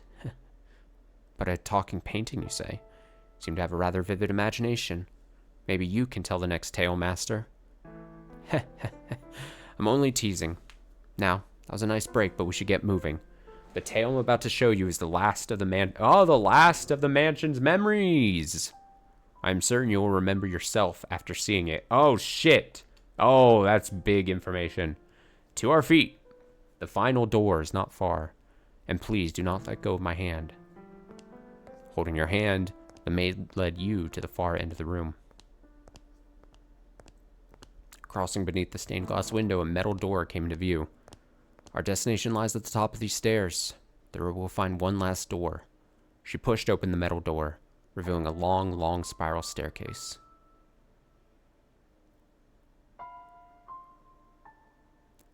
Up, up, up. Up, up, up. Up, up, up. Up, up, up. It looks really cramped in there. It will be a bit of a walk, so let's be on our way. And please do watch your step. This is called an observation tower. Normally, towers such as this were built in castles or churches, so it was rather strange for there to be one in a mansion. Last door I wish to show you, Master, resides at the top of this tower. Rectangular windows were carved out of the stone in several locations along the way up the spiral staircase. You attempted to peer out one of the windows, but all you could see was a thick layer of fog. Perhaps the maid's suggestion that the mansion did not presently reside in reality was, in fact, correct. With each step upward, you found yourself gripped by an indescribable sense of anxiety. The feeling somewhat resembled irritation or annoyance. Sensing this, the maid tightly gripped your hand. There's nothing to worry about. You'll be fine. It is all in the past. No matter what may happen, so long as you do not let go of my hand, you have nothing to fear. You and the maid continued climbing the stairs, up and up, around and around, marching ever nearer the supposed final door. High up into the tower, as the light from below drew distant, a rotten wood door came into view. Is this... I mean, we've progressed. Each era has been more and more in the present. I don't know how you'd put it. A more current. Are we gonna... Do we get to Do we get to read, like, is it gonna be so my theory was like, oh man, are we gonna get like super contemporary? That's what I'm trying to get. What if it was like super in the future? Like it seems like it would be not possible, but like futuristic. Be so stupid. In space, patches of what appear to be blood stain the surface, and holes have been bored into it with sharp objects of some sort. You heard a scream from far below, where no one should have been. Kill the witch, kill the witch, kill the witch. Burn her, burn her, burn her. You were struck with fear. The next moment, the maid opened the door. And then... Oh shit, should I have said right before? I hit the wrong thing. I guess I'll save right there. I don't know when it's actually going to throw me in the door, but I want... If we're going completely into... brand new fresh eyes, then we gotta, what's behind the door? No